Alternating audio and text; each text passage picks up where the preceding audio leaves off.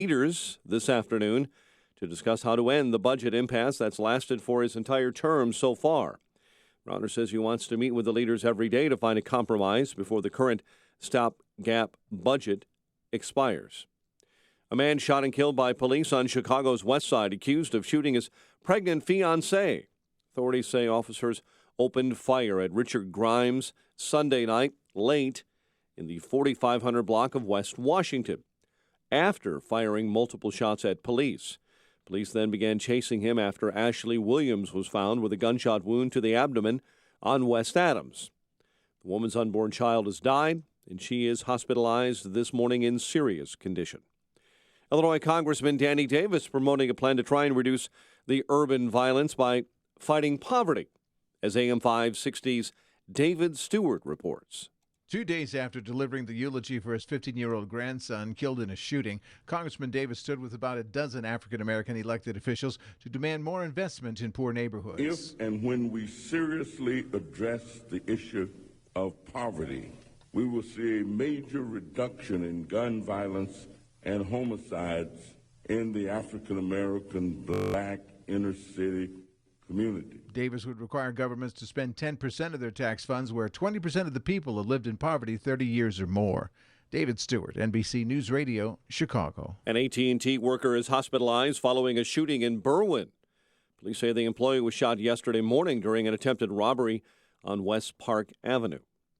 A group of correctional center guards in west suburban St. Charles accused of encouraging juvenile detainees to attack each other as a form of discipline. 4 employees at the Illinois Youth Center were indicted last week by a Kane County grand jury.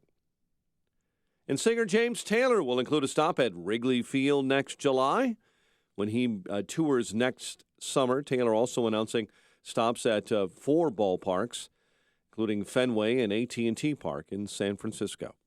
College basketball last night. How about them Wildcats? Northwestern a winner over Wake Forest, 65-58. Bad news for Bears linebacker Danny Trevathan, done for the season with a ruptured tendon in his knee. The news is a service of Subway. Purchase a $25 gift card from Subway restaurants this holiday season and receive a free 6-inch sub on your next visit. Limited time only. Additional charge for extras, including deluxe subs, plus applicable tax. Prices and participation vary. 5:05 and a check of your traffic and weather coming up next on AM 560. I'd say the same thing to a billionaire that I would say to somebody making $30,000 a year. The Joe Walsh Show. The money you make, the money you earn, the money you invest, that's your money, damn it. And I think it's your duty, it's your right to do whatever you can do legally to limit what you give government, because we have a government that's too damn big. The Joe Walsh Show. Weeknights starting at 5. Right after Sean Hannity at 2 on AM 560. The Answer. That's Lisbeth. She doesn't know it, but she owes her life to a change in public opinion. Our younger generation of women is turning the tide of public opinion concerning abortion. The most recent statistics show that more women facing unwanted pregnancies are choosing life compared to 15 years ago. Many wonder why, if a pregnant woman and her unborn child are murdered, it's a double homicide. Yet they ask, why isn't abortion a crime?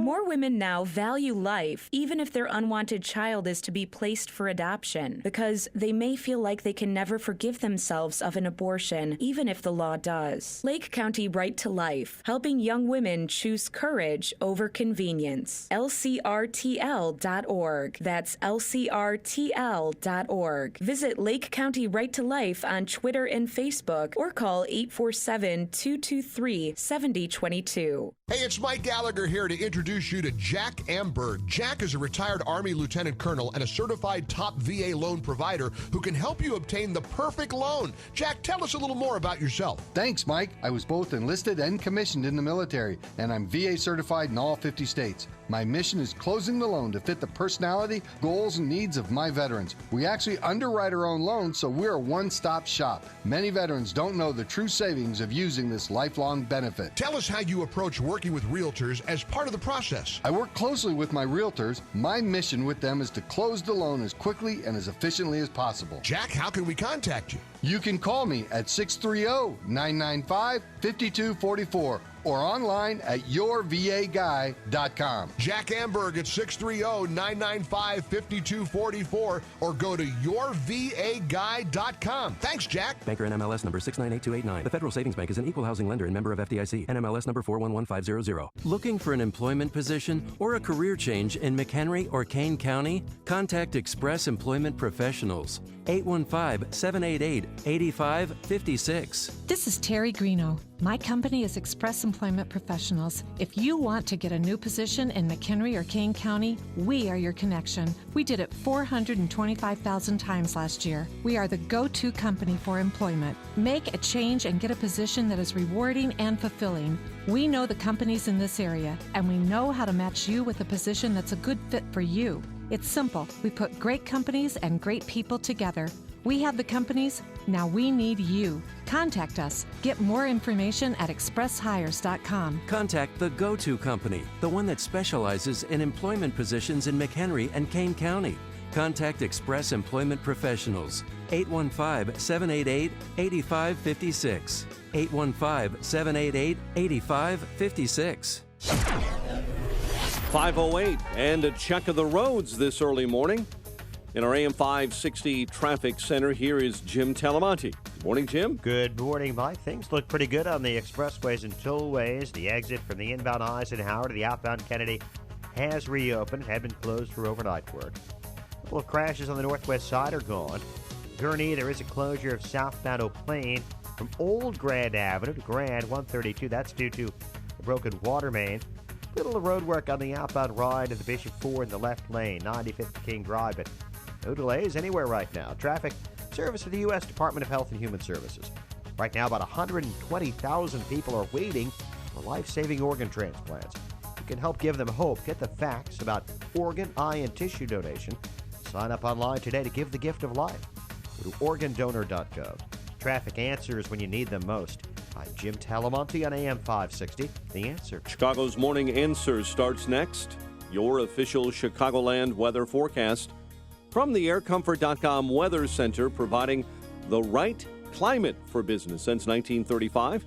Here is our meteorologist, Kevin Snyder. Breezy today with sun and some clouds. Wind gusts up to 30 miles per hour, high 57. Then remaining partly cloudy through the night, low 36. Becoming cloudy tomorrow with a high 45. Breezy with a brief shower or two at night, low 36. I'm Kevin Snyder on AM 560, The Answer. 45 at O'Hare, 47 and clear along Chicago's lakefront. Your next news update, 5:30. And Chicago's Morning Answer with Dan and Amy starts now on AM 560, The Answer. Listen to AM 560 on your mobile device. Now available on iHeartRadio. Online at iHeartRadio.com. This is Chicago's Morning Answer with Dan Proft and Amy Jacobson on AM 560. The Answer.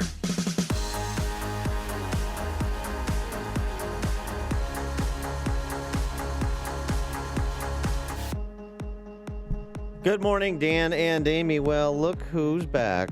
It's Amy. I was just gone for one day. Yeah. I was Eduardo, the friend I rented you for Thanksgiving We Day. had a very nice Thanksgiving, the two of us. So I tried to find somebody that could play golf with you. And I know that I think your relationship kind of extended into Sunday because you were playing golf and you almost hit a deer. He completes me. Oh, Eduardo he does. Yeah. Yeah. I found the gentleman with the other half of this amulet around my neck.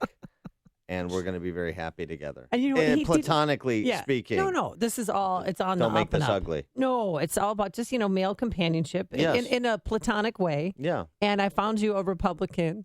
And I found you a guy who likes to make yams because then he'd bring yams over to your house. Yeah. I mean, we did the whole arts and crafts. Went on through the old pigskin around for 45 minutes or so till I was out of breath. And I mean, it was a nice weekend the two of us had. And the best thing is, he didn't even charge me for overtime, and he wants to hang out. He wants to come to the station. That's a real maybe connection. Jump on Mike 3 sometime. I should be the Rent-A-Friend national spokesman to get that gig. So, no, I appreciate that. That made my holiday. I hope you had a nice holiday in Arizona. Rustic, Arizona. Yeah, I actually met some Bush supporters who worked for George W. Bush back in the day, and they were Carly Fiorina supporters, and they're friends with DeVos. And they let me and my children know very carefully that Common Core is not going to be going away anytime soon. Now, how they know this information, I don't know, but apparently they're friends with her and her daughter. And they said that Common Core is going to stay. Well, and also that Common Core is not a federal issue. It's a not state a issue. state issue. Betsy DeVos has made the point that she is not a proponent of Common Core. So, I don't, these friends that you find, I think you should try Rent a Friend for somebody that is specifically informed about politics. Okay. Oh. Yeah. They also let me know that Mitt Romney is not going to be Secretary of State. Oh, which really? I disagree. They're having their second dinner tonight, their second meeting tonight in New York, Donald Trump and Mitt Romney, and I think he's going to close the deal this evening. Well, you probably saw over the weekend, we discussed at some length yesterday that Kellyanne Conway and Newt Gingrich both broke bad on Mitt Romney publicly, and kind of an odd coming to pass of, reviewing the most important cabinet position that Donald Trump will appoint. I mean, you could argue defense, I suppose, but really Secretary of State. You could argue justice, but I think it's Secretary of State. And I don't know that he makes that pick. I think it's more than show, as I originally thought it was, just show of him being part of his reality TV world. No, I mean a show of him being willing to let bygones be bygones, willing to rise above the name calling and the back and forth from the campaign and be focused on governance and looking at who has particular skill sets. But I'm hoping, and Kellyanne Conway made mention of this over the weekend, that there are some other names being considered that the media is not widely reporting. So we shouldn't necessarily assume just because the media has made it this Romney versus Giuliani binary choice that it is such a choice. Well, no, he's meeting with Senator Corker today and then again with Mitt Romney tonight. He also, Bolton is on the list, and he met with Petraeus yesterday. Now, Petraeus has a couple of problems. I don't see Petraeus. I don't understand the possibility of Petraeus. Well, would he be a compromise pick? Or that's just a third general to hang around? I mean, it's not about Petraeus's capacity for the job. Unfortunately, it's about his judgment. He's a convicted felon. Right. If they're, harping on Hillary Clinton about secret information being leaked, you start with Petraeus. I mean, he did it with his lover, his biographer, Paula Brodwell. It doesn't mean that his career has to be over, but it also doesn't mean that shouldn't disqualify him for the top foreign policy post in the United States government. I don't see that pick. Oh, by the way, Petraeus has another problem. He's also teamed up over the summer. People may recall or may have forgotten. Over the summer, he teamed up with Mark Kelly, the husband of Gabby Giffords, for that gun control, Veterans for Common Sense gun control group. Yeah, was that about money or paid gig or what? I always wondered why he did It's that. about gun control, and so that's a problem. Well, here's General Petraeus after he left his brief meeting with Donald Trump. Meeting went very well. Was with him for about an hour. He basically walked us around the world, showed a great grasp of a variety of the challenges that are out there and some of the opportunities as well. So very good conversation, and we'll see where it goes from here. I mean, meeting for an hour? Is that enough time to decide whether or not you want someone to be Secretary of State, or is that just for show? Or I don't think there's a magic duration time period or duration of time for such a meeting, but so that's where it's at. And a related story in terms of the cabinet, we do have apparently our HHS director, Tom Price, Dr. Tom Price, congressman from Georgia, who is widely respected, a vocal critic of Obamacare. That's good. He's an orthopedic surgeon. Yeah, that's good. Yeah, a medical doctor, and he. So I mean, I think that's another good pick. So what Ted Cruz said over the weekend about Trump putting together a team of all-stars, boy, I got to tell you, I think it's difficult to disagree with that assessment so far. I think this is a very good team of talented individuals that Trump has assembled so far, and it's starting to take shape, not just in the national security area, but you've got your pick, Wilbur Ross, been offered Commerce Right. Secretary, and our friend Todd Ricketts, Yep. likely to be the Deputy Commerce Secretary. He is. Yeah. Yeah. He is. Yeah. Right. There's some things to happen yet, but that's where that's going.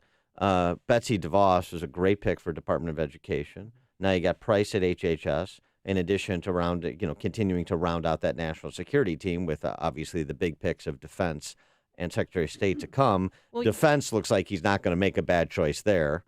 And Secretary of State, Romney or Giuliani, I'm not settled with either one of those, actually. Giuliani is a New Yorker, two in your face. What foreign policy experience does he have? What do you? Are you channeling your Ted Cruz here with New York values? I mean, he's a New Yorker in your face. It's not personality so much. You don't think it's about personality? If other countries see you as likable, approachable, serious person, such as Mitt Romney, and why Kellyanne Conway was campaigning against Mitt Romney, I was watching. I mean, I couldn't get over it. If Donald Trump could get over the name calling and the mudslinging, which is called politics, why can't Kellyanne Conway get over it? Well, it's not. It's more than that. James Carafano, we had Carafano on the show yesterday from the Heritage Foundation. Yeah, what did he say? Sorry, I didn't listen to the podcast. His point is this, and I think it's a salient one: is after a certain threshold of competence, skill set, it is about trust.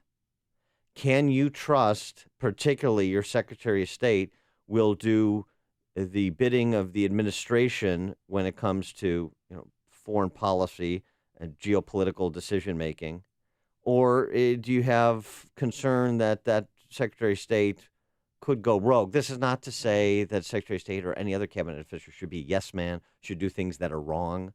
But if you're going to have competing foreign policy, or you're going to have somebody that you don't believe is going to properly implement the consensus view of the team, is not going to be the proverbial team player, then that's a problem. And I think she and Newt Gingrich are raising concerns about Romney as the proverbial team player.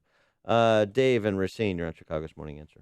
I was just wondering if some of these meetings are not, they might not be job interviews, but might be seeking advice and counsel, maybe, brainstorming sessions, looking at, going through people and maybe just borrowing on expertise, what to look for and things like that. And, trading on the expertise of some people, like a consultancy. Yeah, thanks for the call, Dave. Yeah, I think that's a good point. I mean, I think there's a number of reasons for meeting with high-level, accomplished individuals, even if there's no real intention of extending an offer. One of them is optics. Right. And another could be, you telling somebody of General Petraeus who deserves a one-on-one meeting based on his service to this country and his talent, despite his poor judgment calls, and say, no, regardless how this shakes out, I want to be able to lean on you for advice and counsel in particular areas. That makes a lot of sense. He's not going to have him as Secretary of State. I mean, the man's on probation for 2 years, and he mishandled classified information. That's exactly what they harped against with Hillary Clinton. If he makes him a Secretary of State, he'll bring his probation officer over to the State Department. It's news, opinion, insight. This is Chicago's Morning Answer on AM 560. The Answer. Do you know what Trump did in the middle of the night? He retweeted a 16-year-old tweets. Oh, my gosh. But first, your forecast. Sunny to partly cloudy today and breezy, a high of 57 degrees. Not bad for this time of year. And tomorrow becoming cloudy and breezy, a high of 47 degrees. Let's say good morning to Jim Telemonte. Good morning, Amy. Welcome back. Good morning, Dan. Have some delays on the inbound Bishop Ford Freeway. Dalton Avenue to the Steel Bridge. There's a crash with cars on both sides of the roadways and some debris across the lanes of traffic. Right now, just a 2 or 3 minute delay, but it's going to grow. Inbound Ryan, heavy now. From 18th to the Burns Circle, express lane delays start around 31st, and now just 2 or 3 minutes worth of delays there. Elsewhere, the expressways and tollways are good. In Gurnee, southbound Eau Plaine is closed until further notice from Old Grand Avenue to Grand 132. It's due to a broken water main. I'm Jim Talamonte in the AM 560 Traffic Center. Balance of Nature's fruits and veggies.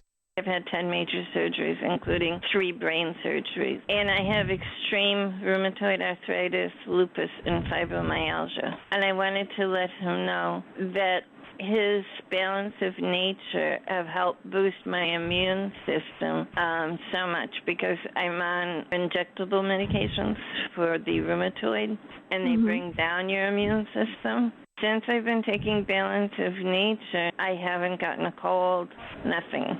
It really helped me tremendously. Good health is only a phone call away. What are you waiting for?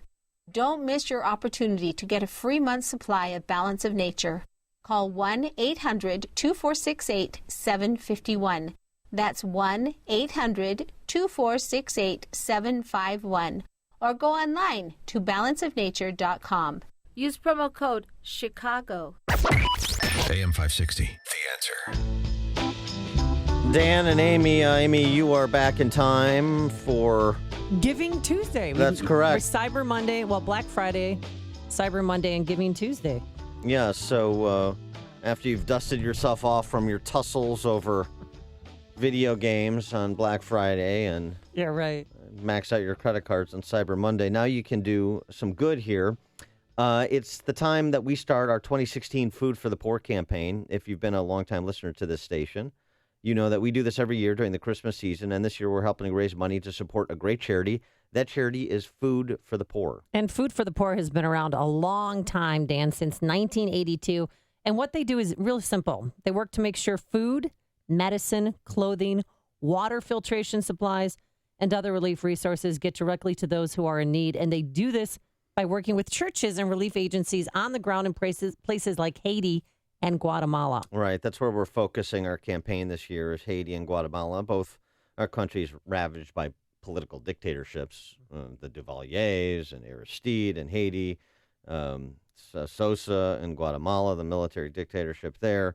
Now they got a comedian who's president. You remember? Jimmy Morales. Oh, that's right. Yeah, former comedic actor. He's president of Guatemala. But here's the thing with Food for the Poor. 95 cents of every dollar goes directly to recipients. So this is one of those charities where you can be assured, I should say, that the money that you donate is actually being used to serve those in need, is actually being used to further the stated mission. So Haiti and Guatemala is where we're focused. We've seen the pictures of devastation in Haiti after Hurricane Matthew rolled through just a few months ago. Haiti was already a desperately poor country, but after the hurricane, they've been decimated. Children and families literally living on the brink of starvation. There just is not enough food, and they do not have the capacity to produce enough food indigenously to feed the population. And they don't have clean water to drink. That's why we're asking you, our listeners, to make a one-time gift to Food for the Poor of just $50. Now, you might ask, what can $50 really do? Well, here's your answer.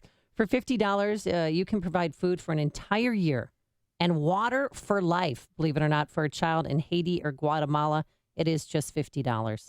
So when you're thinking about this, think about your own well-fed children and grandchildren. We're all blessed to live in America where even with the struggles we have, we'll never know the kind of hunger, starvation that places like Haiti face and families there. So in honor of your children or grandchildren, please consider making a gift of $50, or in Amy's case, because she has Peyton and Eli, perhaps $100. Yes. That's all we're asking. And here's how you can make that gift right now. There's 3 easy ways. You can call directly, 855-880-3663. That's 855-880-FOOD, 3663. Or if you've got a cell phone, just dial pound 250. That's pound 250. And at the prompt, say food. And that's pound 250 on your cell phone. And when you're prompted, just say the word food. And you could always go to 560theanswer.com and search for the keyword food. And just want to emphasize again, 95 cents of every dollar raised directly out the door to care for the people in need, the individuals and families that Food for the Poor provides food and water for.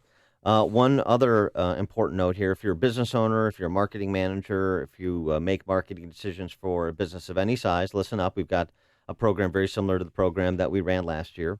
Here's the deal. If you make a $2,500 tax-deductible donation to Food for the Poor, you'll be providing food for a year and water for life for 50 children in Haiti and Guatemala. And because of your generosity, we here at AM 560 want to give you something as well. If you make that donation of $2,500 tax-deductible, we'll give you 40 60-second commercials that will air right here on AM 560 between 5 a.m. and 8 p.m. Monday through Friday. It's really the best advertising deal in the city. Yeah, many of our current advertisers began with the Business Benefactor Program. Again, it is the best way to take your business to the next level while helping those in need. And this is the time to do it. Giving Tuesday, everybody. So call Michael Mann directly. Wake him up, 847-871-1527. That's 847-871-1527. And again, me make a $50 gift, change the life of a child this Christmas season, 855-880-3663, 885-880-FOOD. Or on your cell phone, just dial pound 250, and at the prompt, say food. That's pound 250 on your cell phone. And when you're prompted, just say the word food. Or you go to 560theanswer.com and search the keyword food. And thanks in advance for your generosity this Christmas season. Listen to podcasts of Dan and Amy from the AM 560 mobile app. Download it today at 560theanswer.com/mobile. Hello, Dan Proft here from Chicago's Morning Answer. If you're a business owner, a marketing manager, or if you make the marketing decisions for a business, listen up. We've got an offer you need to hear. This Christmas season, we're partnering with Food for the Poor to raise money to help children and families suffering in Haiti and Guatemala. And we want you to partner with us. And we're going to put our money where our mouth is. If you make a $2,500 tax-deductible donation to Food for the Poor on behalf of your business, we will give you an AM 560 marketing package free of charge. That package includes 40 60-second commercials that will air on this station Monday through Friday between 5 a.m. and 8 p.m. If you want to reach an upscale, affluent, engaged audience, then you need to become an AM 560 business benefactor. Food for the Poor is one of America's largest and most respected charities. And 95 cents of every dollar they raise goes directly to help those in need. To learn more about how you can become a business benefactor, call Michael Mann at 847-871-1527. Again, that's 847-871-1527. And thank you in advance for your generosity. Mike Rowe here. Today I'm with Frank, one of the heating and cooling pros at 1 Hour. Frank's got his head up a vent right now. How's it going up there? Frank knows what he's talking about. He's been with 1 Hour for how long, Frank? 14 years. That's a long time. Over that time, he's worked on tons of different equipment, taken countless hours of training, and that makes Frank the man. No, Mark Rose the I'm man. sorry, Frank. Say again? Mike Rose the man. I heard him the first time. For any heating need, call 855-1-HOUR today. Say it again, Frank. Mike Rose the man. That's what I'm talking about. Each independent franchise is licensed in its respective state or county. The website is upstream-ideas.com. Long-form interviews like a Dr. Sebastian Gorka, a Colonel Alan West, a Michelle Malkin, a KT McFarland, Deputy National Security Advisor KT McFarland. We made her what she is today. At upstream-ideas.com, long-form premium content that complements what we do here on this show, podcasts of Illinois Rising, our Sunday program that focuses on state and local politics, as well as commentaries and man-on-the-street interviews. It's all at upstream-ideas.com. Go there and sign up today. And coming up on Chicago's Morning Answer, it's happened again, another alleged ISIS attack, this time at Ohio State University. And 9/11 mastermind says George W. Bush prevented a second attack. We'll have it at 5:38. But first, into the newsroom we go. Here is Mike Scott. Amy and Dan, good morning. 45 degrees. Colombian officials say only 5 of 81 have survived the crash of a chartered plane, taking a Brazilian First Division soccer team to the finals of a major regional tournament. The plane crashed near Medellin overnight, declaring an emergency for an electrical failure yesterday. Ohio State University reopening for classes today, less than 24 hours after a terror attack injured 11. Campus police say Abdul Artan drove his car into a group of pedestrians yesterday before jumping out and stabbing others with a butcher knife. OSU Police Chief Craig Stone says Artan's car is key to the investigation. By tracking this vehicle down, we could tell that the suspect was in the car by himself. An OSU police officer shot and killed Artan within a minute after the attack started. President-elect Donald Trump expected to announce more cabinet picks today. Yesterday, Vice President-elect Mike Pence teased a number of very important announcements would be coming. Trump yesterday met with retired General David Petraeus. He basically walked us around the world, showed a great grasp of a variety of the challenges that are out there and some of the opportunities as well. So, very good conversation, and we'll see where it goes from here. Trump is expected to hold another meeting today with Mitt Romney, and it looks like Georgia Congressman Dr. Tom Price is President-elect Trump's choice for Secretary of Health and Human Services. Price is a 6-term congressman and an orthopedic surgeon.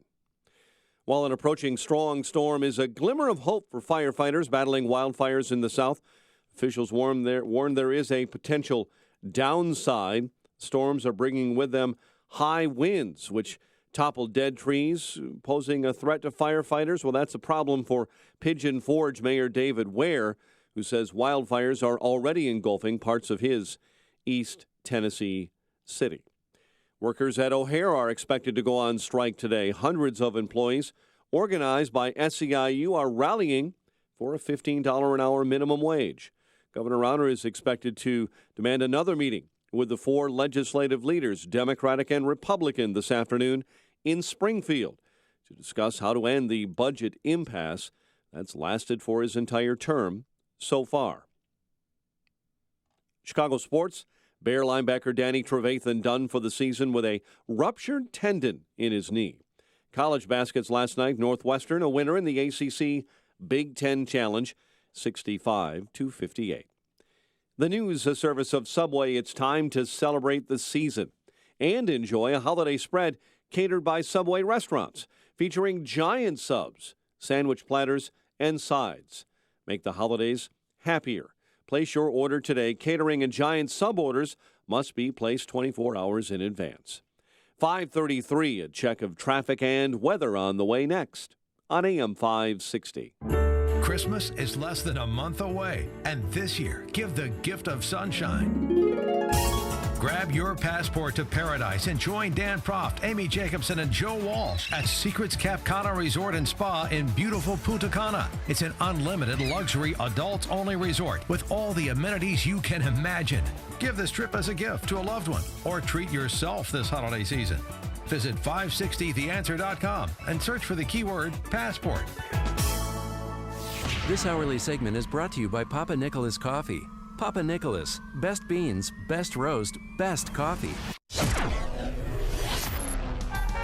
It is 5:34. Let's get a check of the morning roads in our AM 560 traffic center. Here is Jim Talamonte. Thanks, Mike. Seeing a big jam on the inbound Bishop Ford Freeway now. Traffic is at a standstill from 159th to the Steel Bridge, with cars on both sides of the roadway and debris still across the lanes of traffic. 32 minutes from 8094 to the Ryan. I-57 is fine as an alternate. As you get to the inbound Ryan, delays kick in around 35th Street in the express lanes, closer to Cermak and the locals.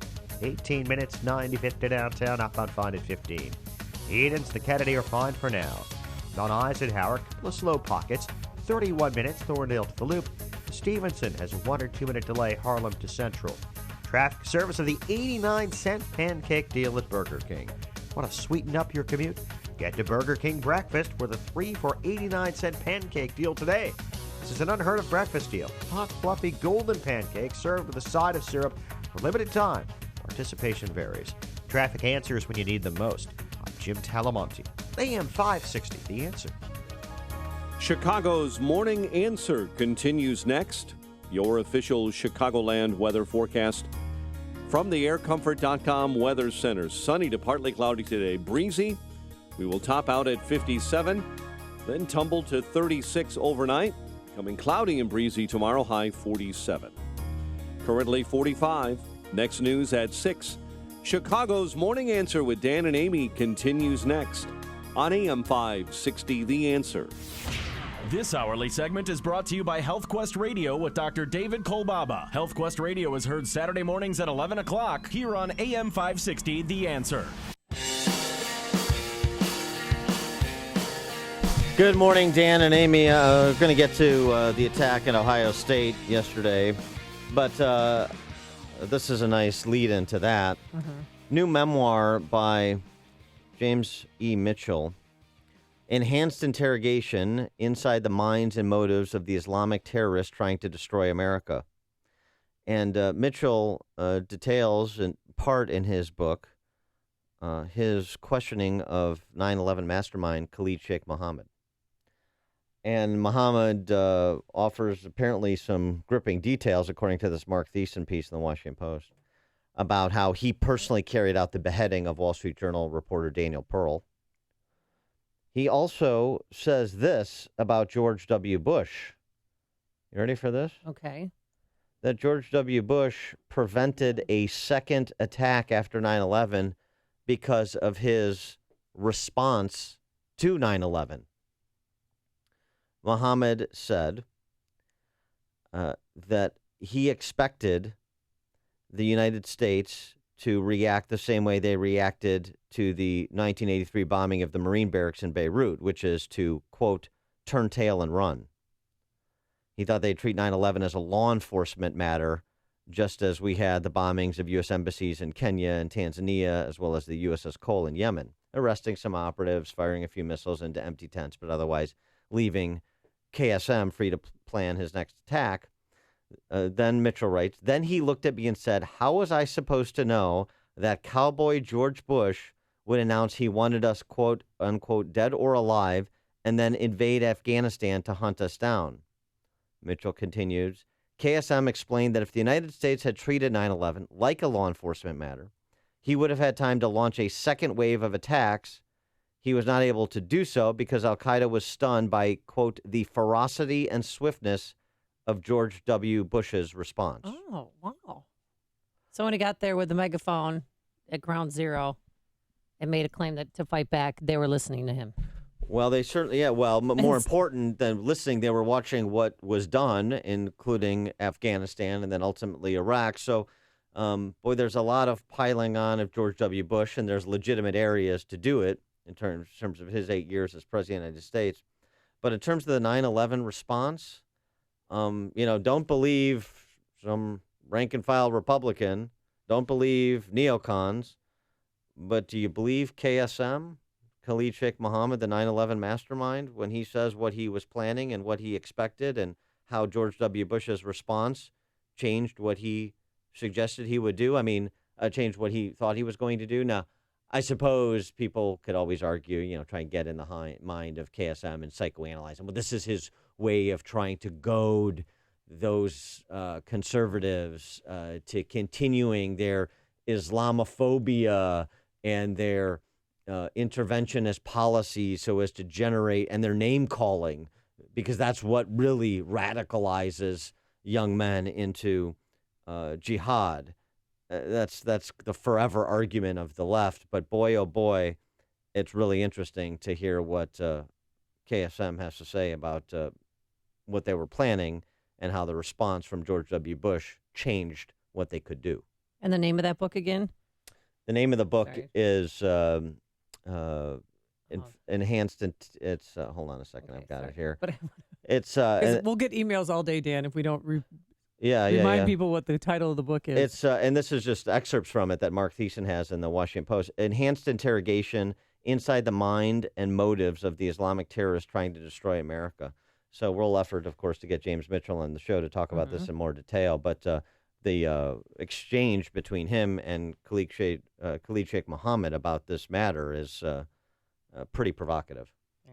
And also this morning, OSU officials and Columbus police and the FBI are interviewing the attackers' parents, wondering why he went off. I don't understand this, Dan.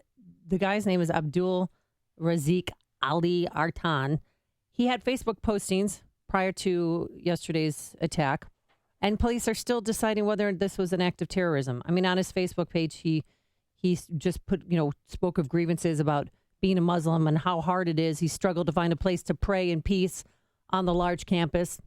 18-year-old freshman who, rammed his car into a crowd of people, then got off with a butcher knife and started slashing people. 11 people in all were injured. And thank goodness there was a 28-year-old cop, a rookie cop that was right there, was right there at the right place at the right time, and he took him down, fatally shot him. Right. So 9 people injured at Ohio at the stabbing. Now, also some people still coming to grips with the fact this is a terrorist-related attack, as you suggest. Also coming to grips that there was no gun involved. Oh, yeah, that's right. A car, a vehicle, and a knife. The vice president, de-elect Tim Kaine, the vice president that won't be, tweeted, deeply saddened by the senseless act of gun violence at Ohio State this morning. And, there's, as one person tweeted, the most senseless acts of gun violence are the ones that don't involve a gun. So Tim Kaine had to later clarify himself once the facts became evident. Now, it's funny because we're told by the left to not rush to judgment even when we have evidence. And right. I mean, the Facebook picture posting comes in clear. But that's number one. And number two, I mean, this is just stock tweets, stock response from the left. Senseless act of gun violence. Senseless act of gun violence. They're automatons. And, suburban dad of the download, Tim Kaine, who's on his way back to Virginia, is at the top of that list. Just comedy, if it wasn't so serious. This kid, Abdul, I mean, his mom said he never complained about anything except for his grades. He was interviewed by the school newspaper what it's like being a Muslim on campus last year. But again, right before he went on the rampage, he posted on Facebook, by Allah, we will not let you sleep unless you give peace to the Muslims. You will not celebrate or enjoy any holiday. So here's the deal. Let's kind of... What do we do? Let's pull back here and look at what's been happening. There was a magazine, we talked about this on the show last month, New Islamic State magazine that advised jihadists, lone jihadists, to get over squeamishness about using knives and embrace sharp objects as, quote-unquote, widely available weapons of jihad in nightmare stabbing campaigns. They were advised to target teens playing sports after school or even flower sellers hawking blooms on the streets. One need not be a military expert or a martial arts master or even own a gun or rifle in order to carry out a massacre, to kill and injure several disbelievers and terrorize an entire nation. This is terror tactics being advanced by ISIS. Right. And so what have we seen just in the last year? Ohio State yesterday. In France, when almost 100 people were killed when he drove that van or that truck into a crowd of people. How about just, yes, okay. How about just in this country? The mall in St. Cloud, Minnesota, back in September. Oh, yeah, that's right. 10 people stabbed in a knife attack. Staying in Ohio in February of this year. Ohio restaurant. Machete-wielding man injures 4 people in attack at Ohio restaurant before he's shot and killed by police. Known to FBI, but not under full-scale investigation. This is the attacker in that instance had a Columbus, Ohio address. Okay. I mean, this March of this year, University of California Merced campus. 4 people wounded and the attacker dead. Another knife attack, stabbing attack. Do you see a pattern here? Yeah. But what do you do? I mean, this kid, this punk, this 18-year-old freshman, born in Somalia, then they went to Pakistan, and they came here in 2014. Right. He was a legal permanent resident going to college at Ohio State. It also said something about the culture on campuses. Do we want to have that conversation again? The culture on campuses, not just the repressive nature of college campuses when it comes to free expression and the exchange of ideas, unwelcome at most college campuses. But now we're going to a place of safety. College campuses aren't immune from the outside world. They're microcosms of it and incubators of culture, actually. And so were we going to adopt this PC-addled disposition with regard to terrorism? And if you adopt it at the presidential level, at the level of the federal government, which this administration has, and then you celebrate it when it infiltrates its way all the way down to college campuses, high school campuses, K through 12 systems, then don't be surprised when you see stuff like this happen. And of course, we know it's not just there. You had this. It's going to happen again. How about the Umpqua Community College in Oregon? Oh yeah. Are you a Christian? Boom. I just love quickly though what Ohio State Emergency Management Department tweeted. They tweeted, "Run, hide, fight." Mm-hmm. And that's what I'm sure you saw it on social media. People, piling up chairs on the doors, making sure he didn't get in. But I mean, it was intense times. They're just reeling after their victory over Michigan. It was 9 a.m. after, a long extended Thanksgiving weekend, and nobody expected that or saw it coming. Well, that's kind of the point that ISIS is making in terms of advising these quote unquote lone wolves. Yeah. Larry and Bartlett. Hey, good morning, Dan and Amy. I might disagree with you just a little bit, Dan, somewhat tongue-in-cheek. I think our not going to be vice president meant exactly what he said about senseless gun violence. Some evil cop gunned down this poor little 18-year-old kid. Oh, I see. Okay, Larry, thanks. Oh, boy. Candace and DuPage. Good morning. Morning. I think that if I were the president, I would, after all this stuff keeps going on and on, I would want more open carry and no more safe spaces on campuses. And also, if you try to ban the flag, you're going to lose your federal funding everywhere. So. All right. Thanks for the call, Candace. I mean, it's not an idle matter. Hampshire College took down the American flag. Because it would make somebody feel uncomfortable. Yeah, whatever. Oh, my God. We don't want to project American exceptionalism. Oh, yeah, that's right. No. Uh-huh. We're exceptional. The president. Maybe they can go to lunch with my friend Brian Anderson, who's a triple amputee. Maybe they'll change their mind then. Yeah, unfortunately, they don't seem to have much respect for the notion of this nation or those who abided and sacrificed for it, I'm sorry to say. And I'm just talking about the professors. I haven't even gotten to the kids yet. Greg in Schaumburg. Hey, Greg. Amy, welcome back. Thanks. In a Cincinnati Enquirer this morning, this article was in there, and I think this is good. This was immediately published yesterday. A gentleman named Hassan, who is in charge of the Somali Community Association, basically came up and made the case that there's going to be a bad apple in every group, and this is ours. He said that that's not exactly who we are as a community. They are the intake. And I think that the whole Muslim community had better start being more upfront like that and persuading America that there are good Muslims. And I just want to applaud this guy for doing this. Yeah, thanks for the call. I mean, look, this we always get into this. We say that every time, though. But if Episcopalians or Catholics were killing people for religious liberties or what the twisted thing that they have in their head, we would stand up. We would take a stand. We would have marches. We would be calling press conferences every day. Stop this. Well, but nobody's doing that. There would also be a bit of self-reflection, examination, perhaps investigation into the incubator of that terrorism, right? The church. Right. There's no question about it. And the whole kind of, do we have to say that not all Somali Americans, Somalis that are here, are terrorists? Do we really have to say that? Of course that's true. Of course it's true. Of course it's a small percentage.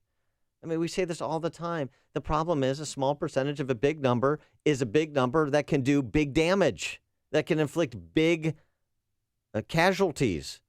I mean, so... we were lucky yesterday that nobody died. One's in critical condition, but still. And there are voices in the Muslim community. We profile them on this show for that exact point that Greg raises. Dr. Zuhdi Jasser from the American Islamic Forum for Democracy and others.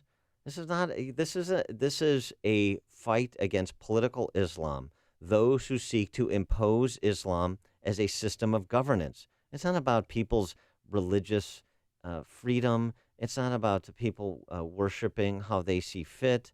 It's not about people who identify as Muslim. It's not about people who come from a particular country. It is a pernicious ideology that we are up against. Why is this such in controversy? It's absurd and dangerous, worse than absurd. Philip in Blue Island. About 60% of Republicans or conservatives thinks that President Obama still thinks that he's a Muslim. After all this, and you just talking about it's big, but you got if you got a small amount of Muslims that are radical, but you got 60% of people thinking that this president is a Muslim and are attacking a lot of Muslims that don't have anything to do with radical Islam or with jihad or with all these other different Sharia, and they just want to live as Americans, but they're being attacked because of their dress or because of the way they look or because of the way they speak. Yeah. What are they supposed to do? Oh, Yeah. no, that's not an argument. No, it's not actually. Thanks for the call, Philip. What they're supposed to do if somebody is attacked for any reason other than in self-defense, they're supposed to be protected by the law because a Muslim in America has the same rights as I do in America. So if somebody attacks them in these one-off instances where somebody's attacked for who they are or how they dress or what they said or what they look like, then the person who attacks them should be prosecuted under the law. That's how it works in a free society. That's how it works when you have the rule of law enforced. It's not complicated.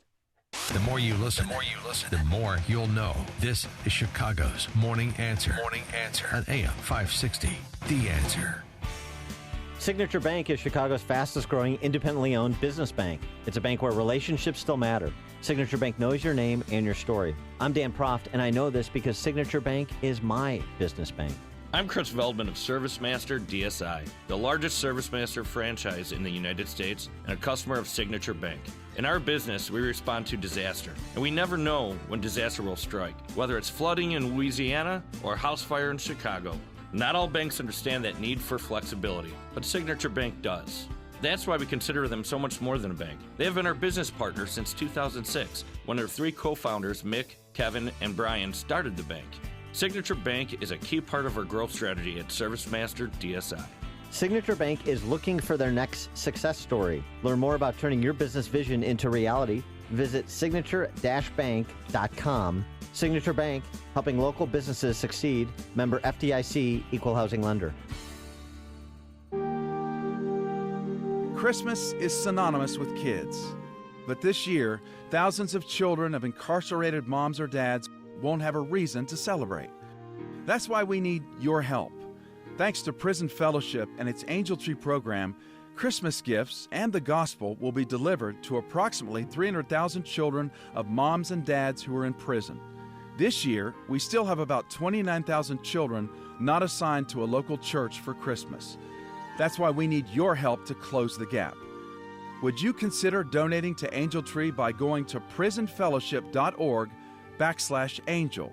That's prisonfellowship.org/angel. Your tax-deductible gift will give these children a merrier Christmas and a brighter New Year. Thank you for standing with us to help each child, and have a blessed Christmas season.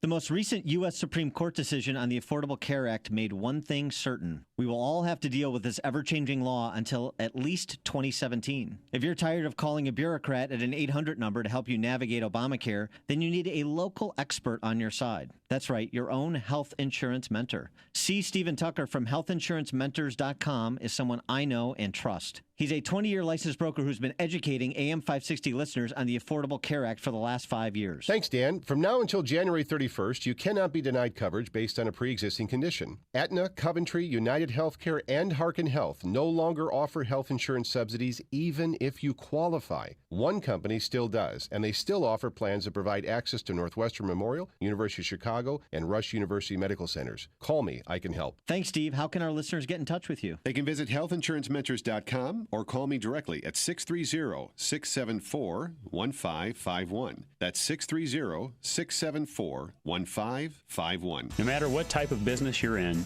having a strong business banking partnership can help your bottom line.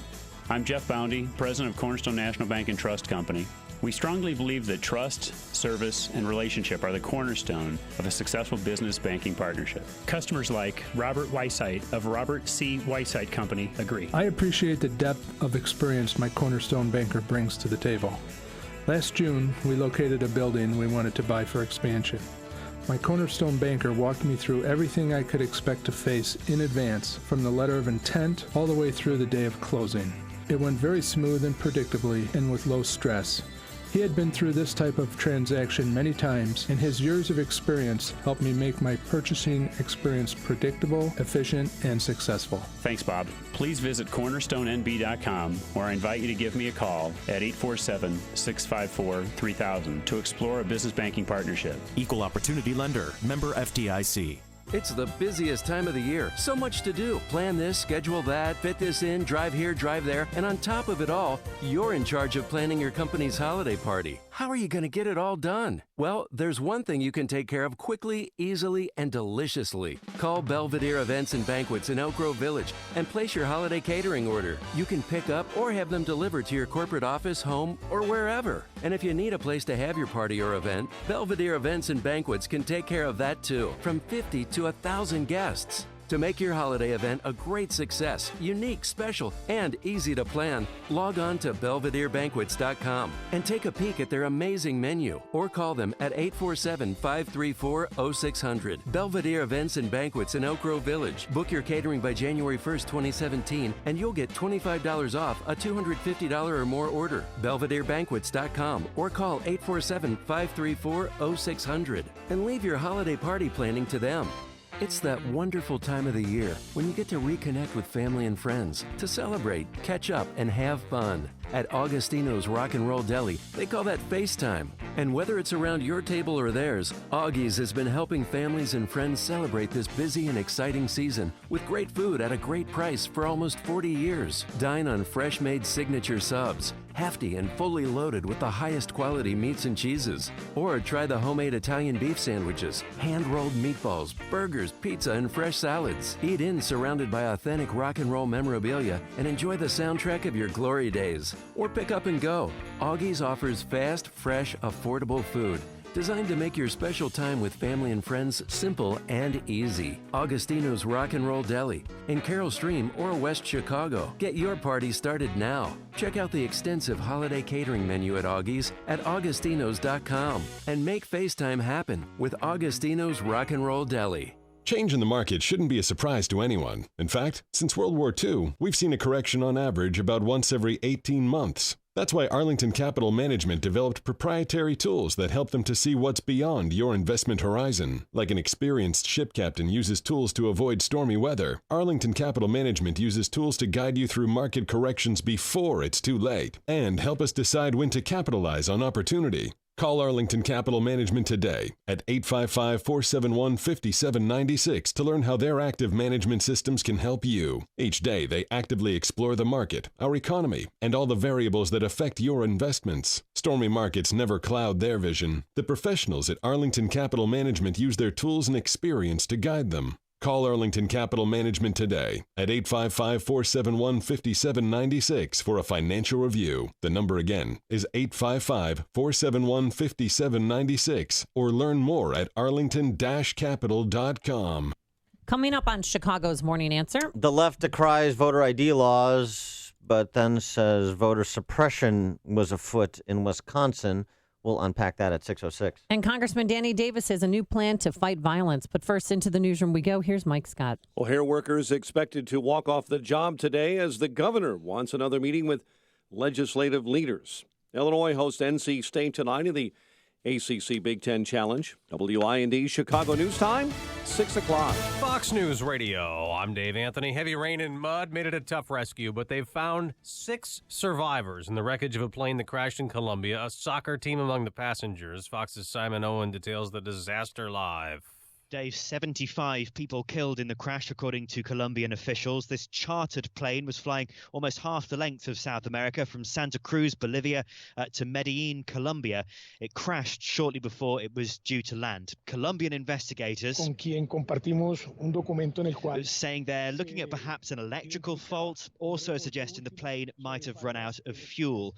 Among those on board, Brazilian soccer team Chapecoense, travelling to the finals of a regional tournament. It would have been the biggest match in that club's history. Dave? Simon, classes will resume at Ohio State University the morning after an 18-year-old Somali student drove over a curb into a crowd, then got out with a butcher knife, stabbing and cutting people, injuring 11 in all until police officers shot and killed him. It's being investigated as possible terror. Investigators are now looking at a Facebook post which could belong to the attacker, Abdul Artan, and they say he posted it minutes before this attack was carried out. One investigator describes the post as a declaration against unfair treatment of Muslims. Fox's Garrett Tenney in Columbus, Ohio. Donald Trump keeps moving forward, building his administration. Fox's Rachel Sutherland live in Washington. Dave, Georgia Congressman Tom Price is Mr. Trump's pick to head the Department of Health and Human Services, a choice that signals the president-elect is serious about repealing and replacing Obamacare.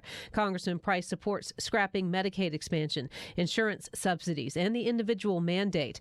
An announcement could be coming soon on Secretary of State. Among the contenders is Mitt Romney. The two will have dinner tonight in New York. Dave. Rachel, the president-elect has just tweeted moments ago, nobody should be allowed to burn the American flag. If they do, there must be consequences, perhaps loss of citizenship or a year in jail.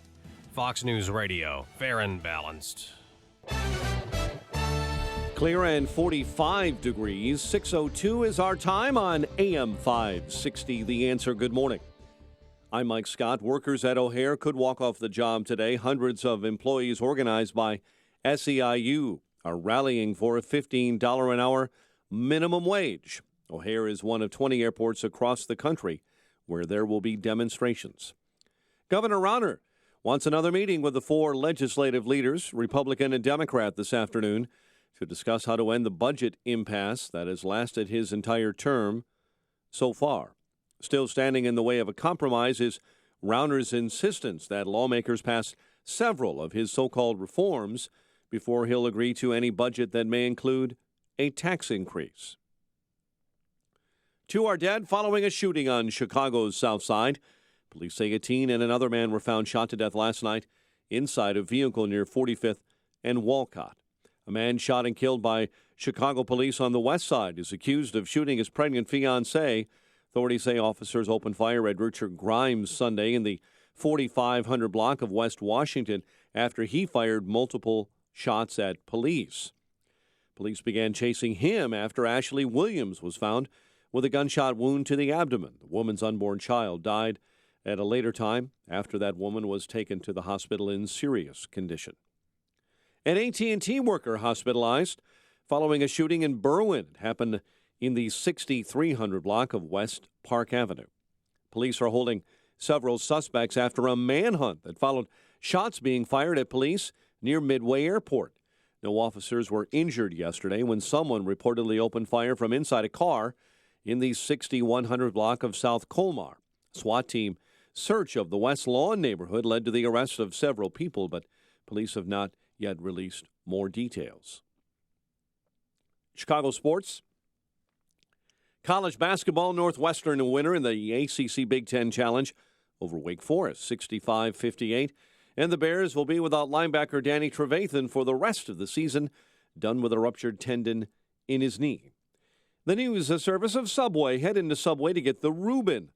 This classic comes stacked with a hearty portion of lean corned beef, Bavarian-style sauerkraut, Swiss cheese, creamy Thousand Island dressing, all on new, freshly baked rye bread. So head on over to your local Subway and get this classic before it's gone. Available for a short time only at Subway. 6:04 and a check of traffic and weather on the way next on AM 560. You need to understand that the way you build wealth is you do not use the evening news or CNN or Fox to set the tone of your emotions around your investing. The Dave Ramsey Show. If you're thinking of changing your investing patterns because you're watching the news, you need to turn off the news. You are in charge of your destiny. Dave Ramsey. Weeknights starting at 7. Presented by Wintrust Community Bank on AM 560. The Answer. Offer not valid in all states or where prohibited by law. See website for details. Need some extra cash today? Do you have bad credit or maxed out credit cards? If so, turn your radio up. 35cash.com is one of the nation's largest personal loan networks with over 50 different lenders. Now you can get a personal loan for up to $5,000 with any type of credit discreetly from your computer or smartphone and with no paperwork to send in. That's right, no paperwork whatsoever. Your cash will hit your bank account as soon as tomorrow as our lenders have millions of dollars to lend regardless of your credit history. Visit 35cash.com and you can have up to $5,000 in no time. Just have a checking account and a regular source of income and you can get the loan you need now, regardless of your credit. Go to 35cash.com from your smartphone or computer to get the cash you need. Visit 35cash.com. Type www.35cash.com directly into the address bar. That's 35cash.com. 35cash.com. It is 6:06. Let's get a check of the roads. AM 560 traffic center time. Here's Jim Talamonte. Thanks, Mike. In Orland Park, southbound LaGrange Road is closed, 153rd to 156 with a rollover collision. Southwest side, Cicero Avenue with the Stevenson, expect delays with traffic signal issues. Down Kennedy, heavy out of the River Road toll. 22 minutes, O'Hare to downtown, outbound 21. Cadence is fine. On Eisenhower, delays start around Wolf Road. 40 minutes, Thorndale to the post office. There's a crash right before the circle in the right lane. Stevenson, 40 minutes, 3:55 to Lakeshore Drive. Ryan, 22 minutes, 90 to downtown Bishop Ford. Jammed now from the Tri-State to the Steel Bridge. Crash just cleared, but it's 42 minutes, 80-94 to the Ryan. Traffic is a service of Staples. Staples has low prices on technology for your business. Right now, buy any PC at Staples. Get free tech support for 30 days. They'll help you set up your new PC so you don't lose critical files and help you connect your network and your printer. Staples, make more happen. Traffic answers when you need them most. I'm Jim Talamonte on AM 560, The Answer. Chicago's Morning Answer continues next. Your official Chicagoland weather forecast from the AirComfort.com Weather Center. Here's meteorologist Kevin Snyder. Today, sunny to partly cloudy and breezy, high 57. Partly cloudy for the night, low 36. Then becoming cloudy tomorrow, cooler with a high 45. A brief shower or two at night, low of 36. I'm Kevin Snyder on AM 560, The Answer. 45 at O'Hare, 47 along the lakefront. Next news, 6:30. Chicago's Morning Answer with Dan and Amy continues next on AM 560, The Answer. This hourly segment is brought to you by Get Down to Business with Shalom Klein, the show for business and jobs powered by Tandem HR. Heard Sunday evenings at 6. Good morning. Welcome to your Tuesday morning briefing. Here's what you need to know to start your day. Meeting went very well. Was with him for about an hour. He basically walked us around the world. They spent a year and a half beating up Hillary Clinton over revealing classified information, and then they would appoint somebody who the FBI says not only revealed it, but then lied about it in an interview. I think that's a potential problem. Your candidate continues to push conspiracy theories. He does not represent us, and that is a problem. He's not shifted or evolved into representing us. So any way we can wiggle the heck out of this thing, we're trying. Folks, Castro regime jailed and tortured political prisoners at a higher rate than Stalin's regime, and we're hearing about complicated emotions. This is Chicago's Morning Answer with Dan Proft and Amy Jacobson on AM 560, The Answer.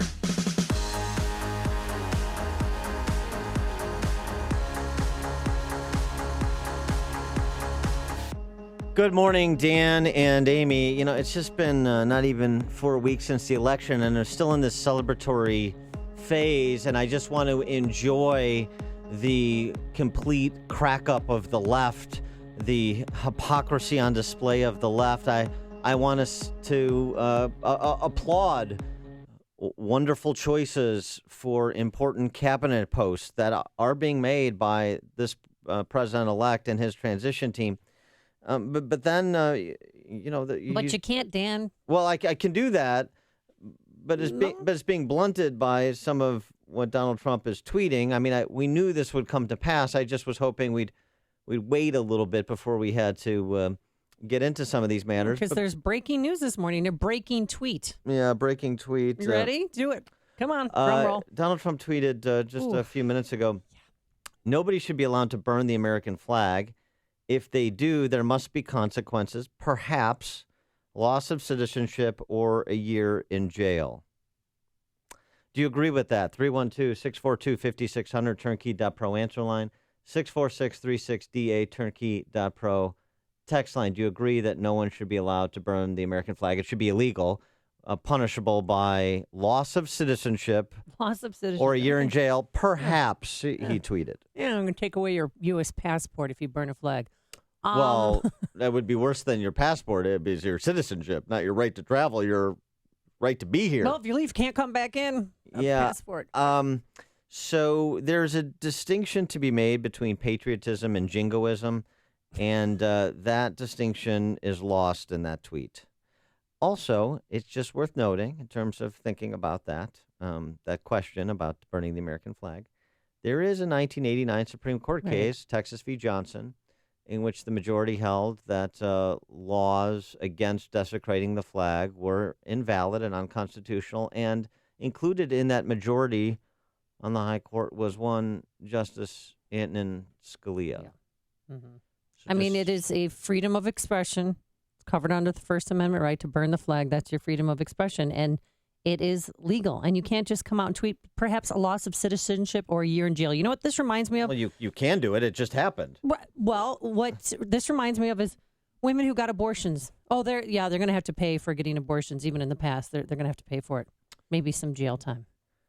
Well, it wouldn't be in the past because that's an ex post facto law, so that would not. And that's not what he said. But it was prospective. Saying that if women it was prospective.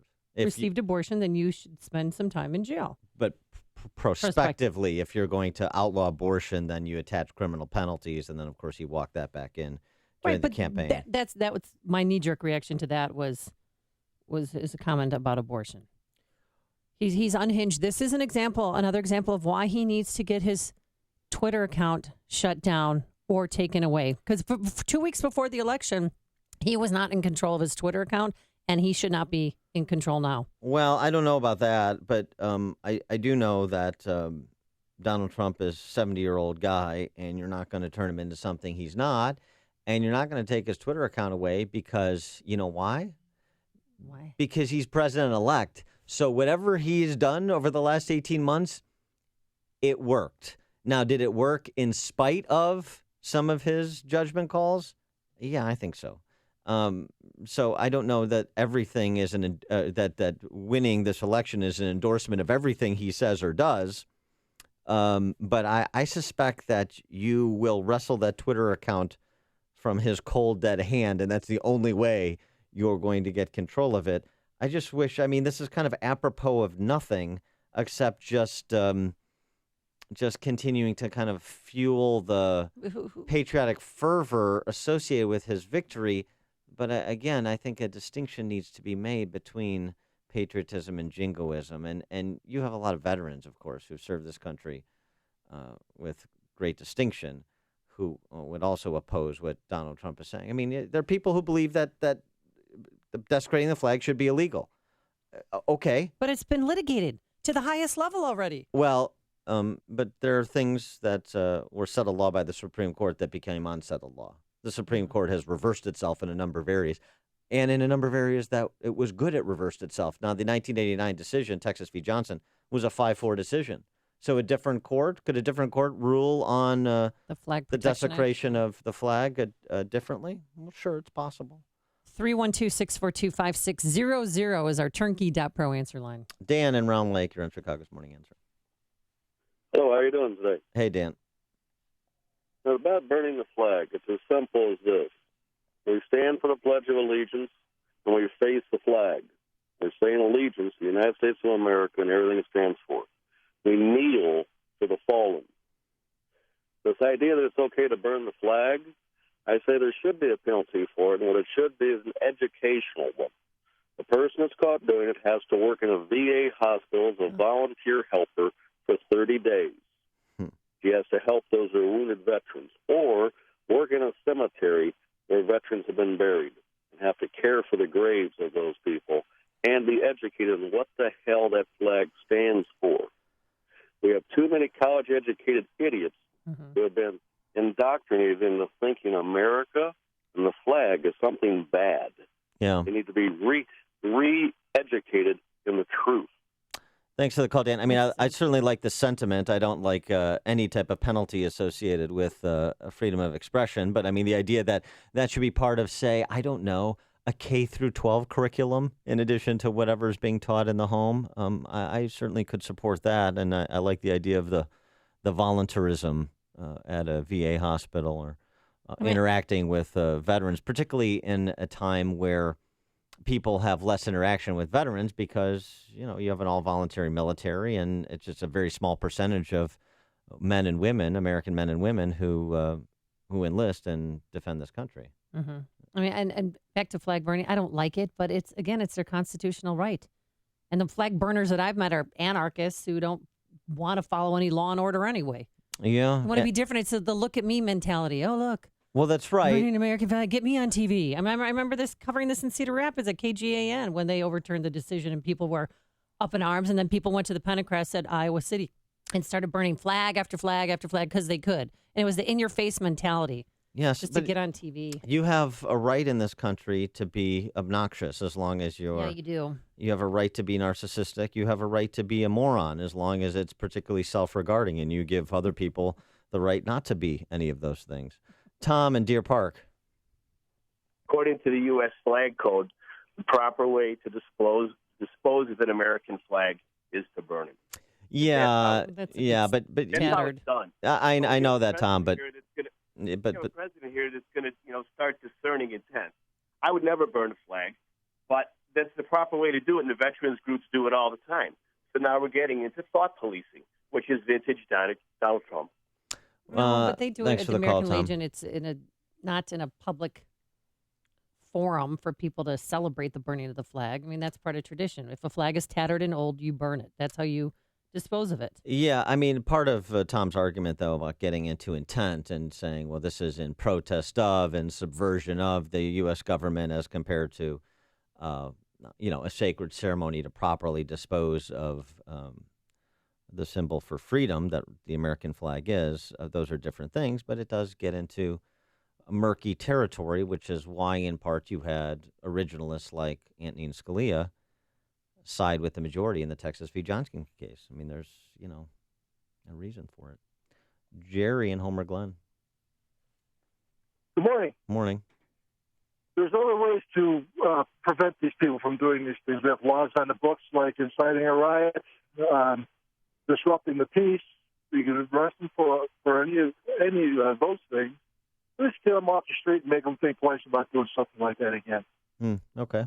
All right. Thanks, Jerry. Appreciate that. So he's on the side of Trump's tweet.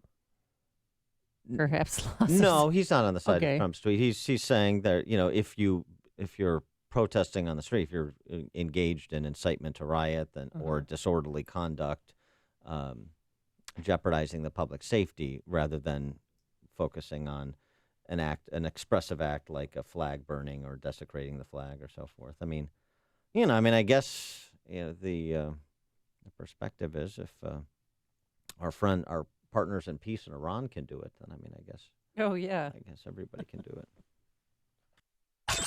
Before you see it on TV, share it on Facebook, or read about it in the paper. Hear it here first. This is Chicago's Morning Answer on AM 560. The Answer. Today, sunshine, some clouds and breezy, but pretty warm for this time of year. A high near 60 degrees. That's nice. And then tomorrow it's becoming cloudy and breezy, a lot cooler. A high of 47 degrees. Let's get those travel times and say good morning to Jim Talamonte. Good morning, Amy and Dan. Inbound Bishop Ford Freeway, it's still jammed from the Tri-State to the Steel Bridge after an earlier crash. It's 39 minutes from 8094 to the Ryan. Consider Torrance Avenue or I-57, which at the moment is delay-free. Eden's inbound 20 minutes, Lake Cook to Montrose, outbound 19.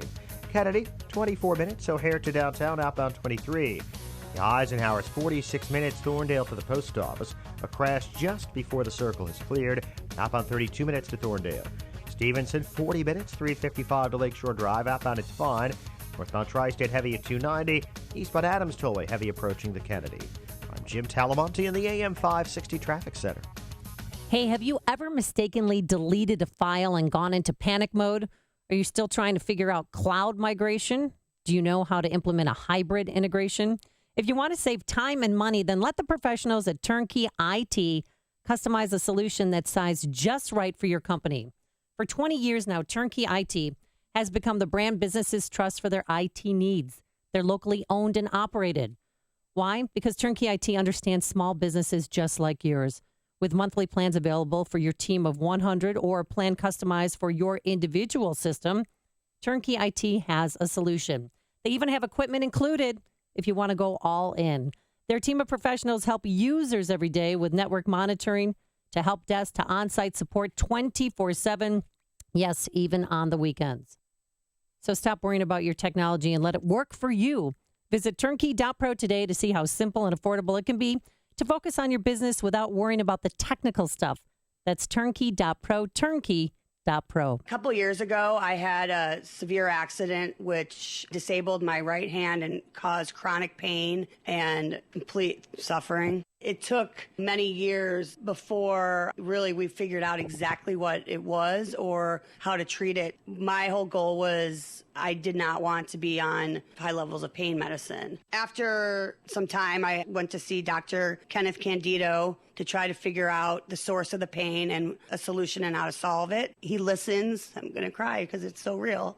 I've been through so much, and he wants to help his patients, and he's there for me whenever I need him. This is Ken Candido of Chicago Anesthesia Pain Specialists. I have a simple message for you. If you or someone you love or someone you know has chronic pain, contact us. Treating chronic pain issues is what we do. We can make it better. Get an appointment and let's talk. MyPainChicago.com, MyPainChicago.com. All the info is available at MyPainChicago.com. Let's make you pain-free. My name is David Hochberg, Vice President of Lending at Pearl Mortgage. If you're looking to purchase a new home or refinance your existing home, give me a call. Stacy wanted to contact a realtor before purchasing a home in Deerfield. Bad move. Not getting pre-qualified by me before talking to a realtor is like smoking while pumping gas. I pre-qualified Stacy to purchase a home and introduced her to Lauren Shue, my preferred Deerfield realtor. If you're purchasing a home, call me first. I'll pre-qualify you for free and introduce you to my experienced team of preferred realtors who will help you locate the perfect home. My team of real estate experts will always look out for your financial best interest. If you're buying a home, give me a call now at 312-751-1333 or visit am560david.com.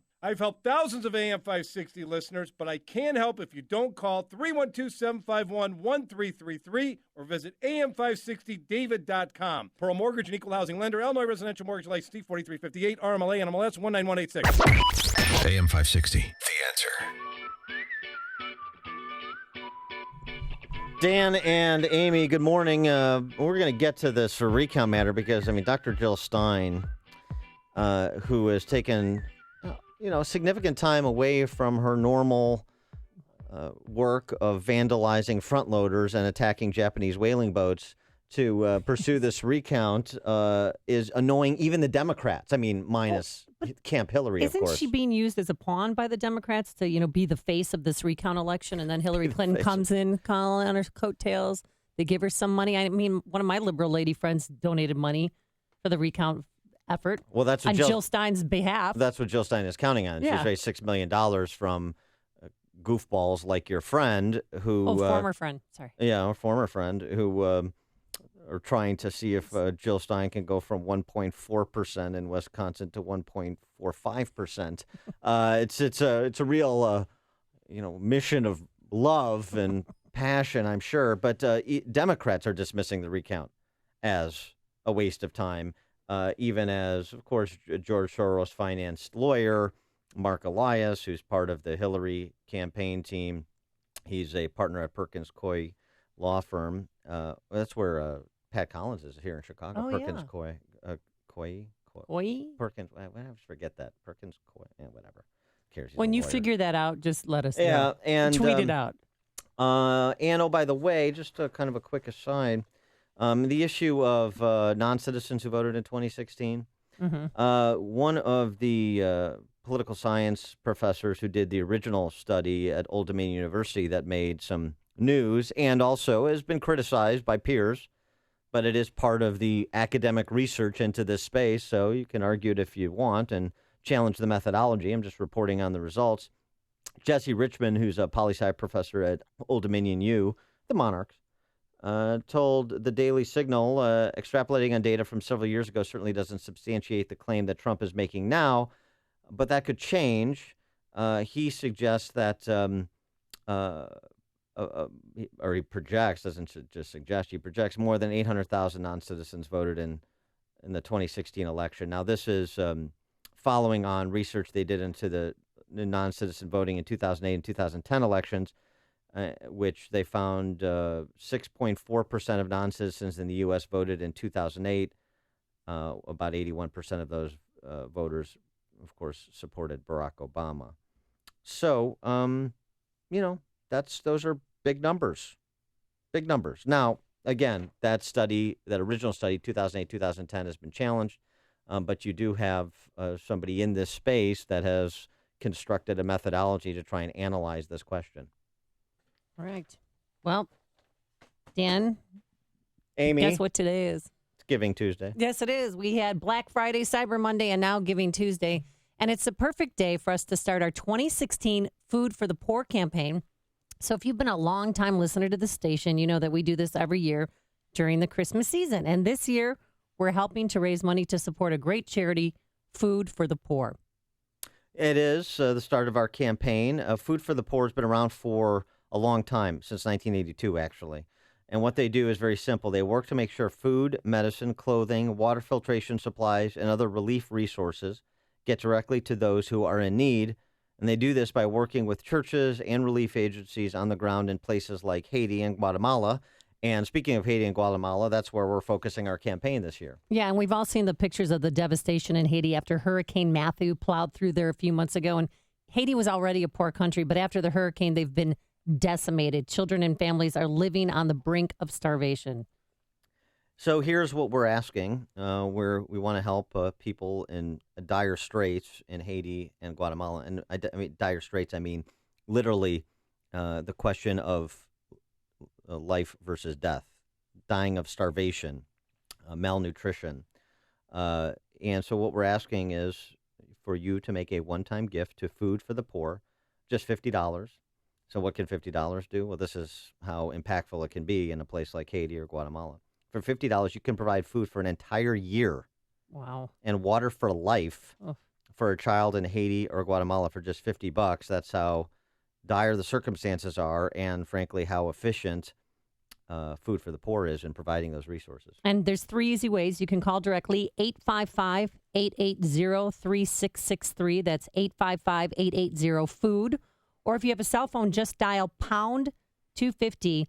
And at the prompt, say food. That's pound 250 on your cell phone. And when you're prompted, just say the word food. And you can also always go to 560theanswer.com and search for the keyword food. Important to note, this in case you're wondering, what's the overhead? 95% of dollars raised go directly to the resources provided for these individuals in need in Haiti and Guatemala. 95%. So that's how, as I said, efficient Food for the Poor is, knowing your philanthropic dollar is getting to people in need, which is a question I always ask of charities as well. And we met with Todd Chapman from Food for the Poor last week, and he mentioned that this is, again, they've been around since 1982. Our station believes in them, and 95 cents of every dollar goes straight to the people in need. So one other aspect of our program here, which is similar to what we did last year, if you're a business owner, you're a marketing manager, you make marketing decisions for a business of any size, we've got this deal for you. Make a $2,500 tax-deductible donation to Food for the Poor. You'll provide food for a year and water for life for 50 children in Haiti and Guatemala. $2,500 tax-deductible donation does that. And here's what you get in return. You make that donation. We'll give you 40 60-second commercials that will air right here on AM 560 between 5 a.m. and 8 p.m. Monday through Friday. And it really is the best advertising deal in all of Chicago radio. A lot of our current advertisers, we met them through our business owner, business benefactor program. So to get involved in that, again, it's $2,500 tax-deductible donation. We give you 40 spots. Call Michael Mann right now, 847-871-1527. That's 847-871-1527. And thank you so much in advance for your generosity. Connect with Dan and Amy on the AM 560 The Answer mobile app. Just text the word app to 64636 to download the app today. If you run a business, whether you're in plumbing, HVAC, or construction, you know that commercial vans aren't one size fits all. Some vans are too small. We're gonna have to make 2 trips. Others too big. Watch the top! Watch the top! You need a van that's just right. That's where the Mercedes-Benz Metris comes in. It's the only available mid-size commercial van with unmatched safety features, a 2,500 2-pound payload, and enough cargo space to hold over 60 sheets of 4x8 drywall. It's big enough for the job, yet it's small enough to fit in your garage. It has a service interval of up to 15,000 miles and the highest residual value in its class, according to ALG. We won't give you a one-size-fits-all van. We'll do you one better, a commercial van that's sized just right for you. The 2016 midsize Metris. Mercedes-Benz. Vans born to run.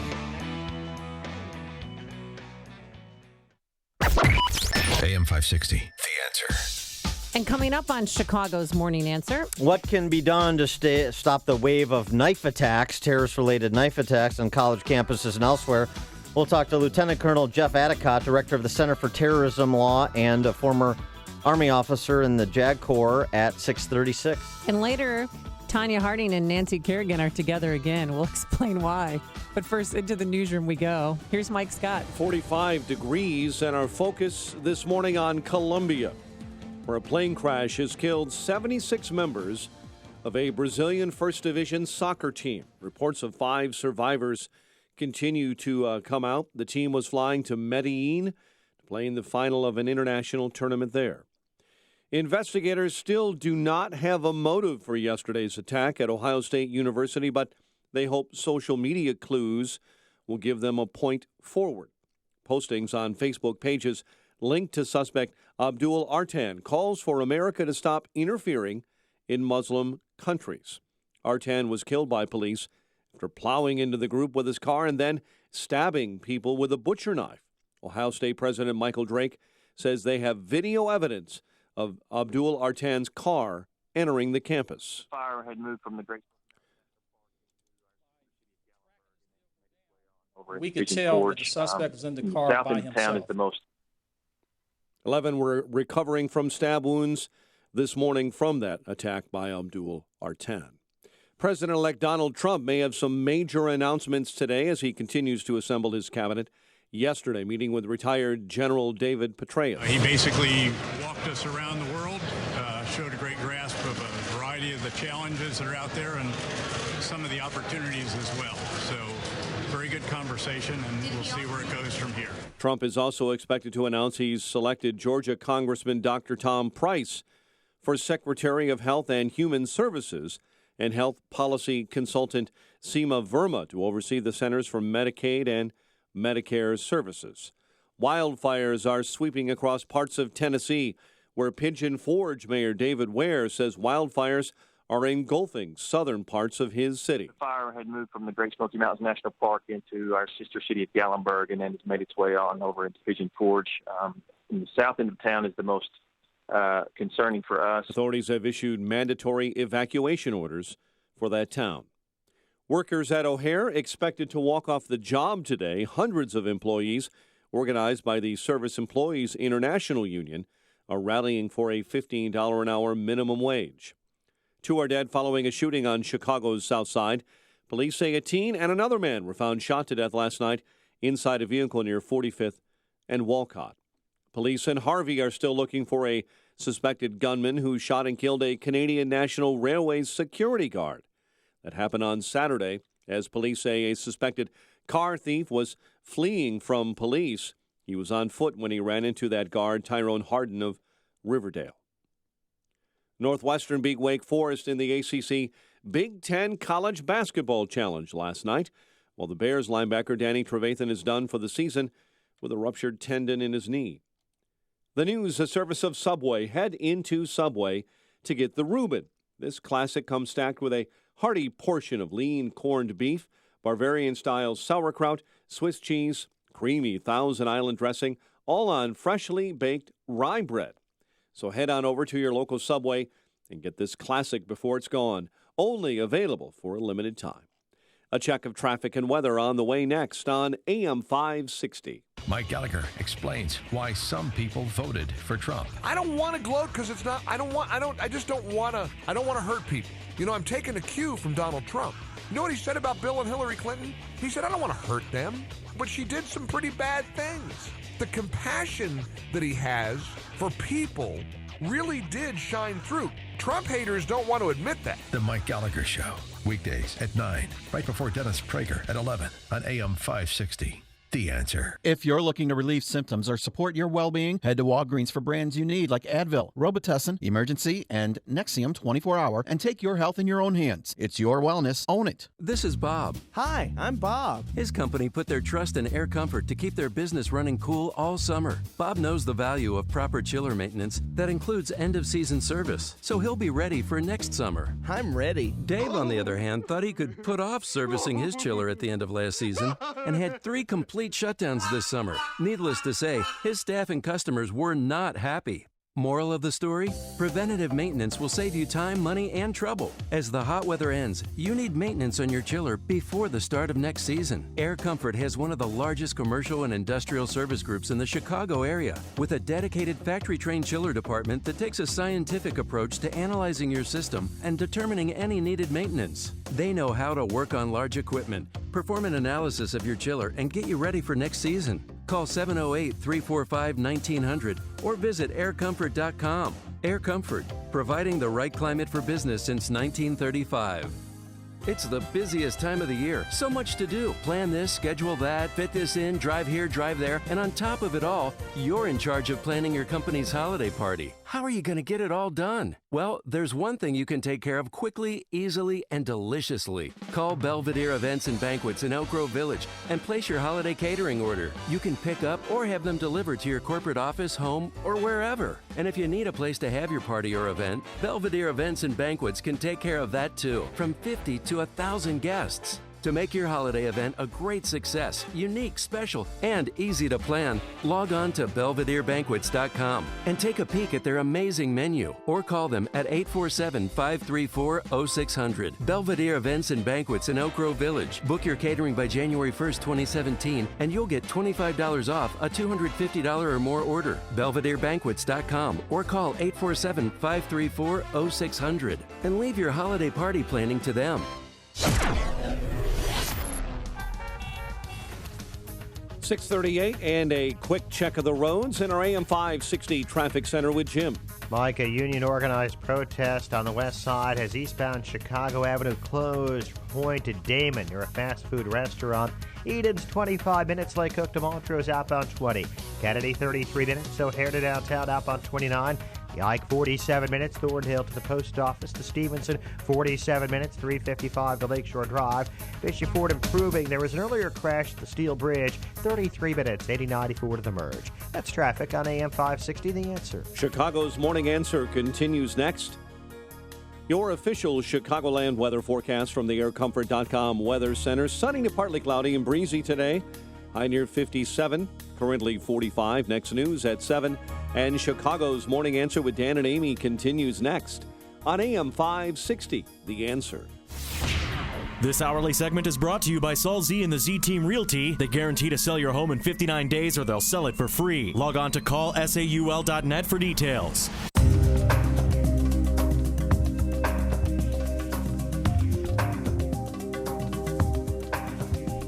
Good morning, Dan and Amy. So we talked a bit earlier about the most recent apparent terrorist-inspired, ISIS-inspired knife attack. This, of course, on the campus of Ohio State University yesterday morning into the afternoon.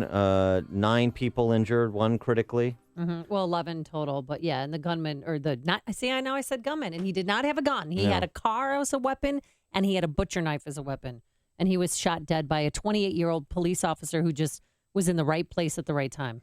Well, for more on this topic, because, again, if we kind of present a little bit of institutional knowledge here, we had a similar attack at a mall in St. Cloud, Minnesota. We had another attack at a restaurant in Columbus, Ohio, earlier this year. Machete was used as the weapon. We had an attack on the campus of the University of California, Merced, a stabbing attack like this.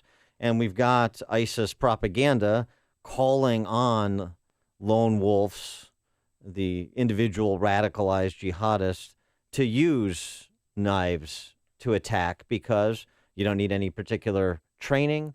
You just need the motivation.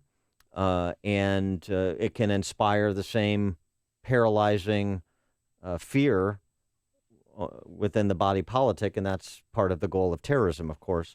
So for more on this, we're pleased to be joined by an expert in the area, counterterrorism expert. He is Lieutenant Colonel Jeff Adicott. He's the director of the Center for Terrorism Law. He's a former Army officer in the JAG Corps. Colonel Adicott, thanks so much for joining us. Appreciate it. Oh, good morning. Good morning. Good morning. So how should we understand not just what happened at Ohio State, on the campus of Ohio State yesterday, but the recent spate of attacks, stabbing attacks in particular, across America over the last 12 months? Well, first of all, the headline should read "Gun Save Lives," because this is when a gun has actually been used to save lives. But back to your question, in the Quran, there are very violent verses, and these are called the Medina verses, where Muhammad received these verses when he left Mecca and went to Medina. And the Mecca verses are very peaceful verses, very tolerant, et cetera. But there are violent verses in the Quran, and among those violent verses, there are admonitions to use to behead the infidel with, sharp weapons. So knives have always played a special part in the mind of the jihadists, and that's why you see knives, machetes, et cetera, hatchets. We had a woman that had her head chopped off in Oklahoma by a radical Islamic extremist. In 2015, we had a hatchet attack in New York City. We could go on and list all the attacks that have occurred in this country during the Obama administration, because that's when we saw the first jihadi attack that was successful since 9/11. So it's no coincidence that knives are going to be used, and they don't really, in their mind, they believe that they get a one-way ticket to paradise because Islam is a works religion. You're judged at the judgment seat of Allah in the normal course of events, but you can bypass the judgment seat if you die in jihad. So their goal is not only to kill the infidel, but also to die in jihad, because that, in their mindset, is how they achieve paradise. Well, who do you think all of these lone wolves are listening to, or who are they, who's inspiring them to commit acts of violence? Well, I don't really use the term lone wolf because lone wolf, the classic definition is that they have no links to anyone else or anything else. And that doesn't fit the pattern here, because these people are linked directly by a common religious ideology, which we call radical Islam. So they may never meet each other or shake each other's hands, but what motivates them is the same virus of radical Islam. So to use the term lone wolf, which is very popular, is not strictly correct, because they don't meet that definition.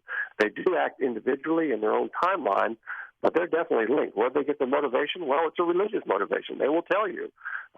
They call themselves al-Baghdadi and company and Osama bin Laden and company. They call themselves the true Islam. They believe they're representing the true tenets of their religion. We call them radical Islam because the vast majority of Muslims reject that interpretation. They reject the violent verses, but the violent verses are there. They simply reject them. So they're motivated. They can get the motivation through the internet, through dialogue with other individuals, through mass media. The mosques, there are radical mosques in this country. In France, they've shut down dozens and dozens of radical mosques that put out this type of hate speech, again, which we call radical Islam. So you can get it in a variety of ways. Is there kind of a rank order priority to the radicalization? Should the focus be on ISIS propaganda that's being disseminated online, or is it just too difficult to discern where the preponderance of the activity is occurring? That's a great question, because we've seen an uptick since 2014 in the number of attacks both in this country and around the world. And analysts, will say, well, why do we see such a sudden uptick? And that is because of the success of ISIS, because success breeds success. If you have a winning football team, everybody wants to go and view them. If they're not winning, well, the stadiums are kind of empty. ISIS was viewed as a very successful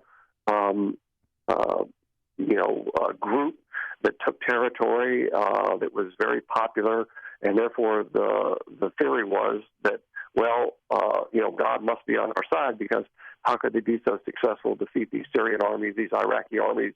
And so that caused a groundswell across the world of people that wanted to join in with these jihadists and to participate in the caliphate. So one way you can combat this, of course, is to crush ISIS. This administration is using what I call the BB gun with a beehive. They're shooting bees around the beehive here and there. We need to crush the beehive. I mean, that's how you dampen their enthusiasm for jihad. Well, don't you think we could start by calling it what it is? I mean, you have the Ohio State president after that saying, let's not jump to conclusions. When asked if this was terror-related, clearly it was. He had Facebook posting saying he's sick and tired of seeing fellow Muslims killed and tortured around the world. Yeah, it's interesting where he says we have no religious freedom, in his view, in this country, and yet this country embraces religious freedom. Muslims have more freedom here than you name any other country around the world where you have major Muslim populations, and that's true for Buddhists, for Christians, for anybody. This is the greatest country the world's ever seen. So that's just propaganda. I mean, it doesn't hold any water that he feels like he's being, X, Y, Z. It's irrelevant. Yeah, because it's not true. Not fascinated by his theological opinions or geopolitical ones, for that matter. Agreed. We're talking to Lieutenant Colonel Jeff Adicott, Director of the Center for Terrorism Law. Colonel Adicott, when you say that we need to go after the beehive, let's dispense with the metaphor, and what does that mean exactly? Do we turn Raqqa into a parking lot? I mean, what specifically should we be doing? Yeah, I mean, I did 20 years in the military, and so, my military mindset, it's not a hard math problem. You identify the enemy, ISIS, you identify their center of gravity, Raqqa, and you crush them. What that takes, of course, our military planners can figure it out. If I was advising the president, I would get a infantry division and plus it up, start on one end, go to the other end, and then leave. No long hot showers. We crush them and then leave, and set up. We can set up safe areas in the region to house and take care of the refugees, so they can go back into certain parts of Syria or Iraq. But again, our goal is to crush them. However that is manifested is up to the president. But you're correct.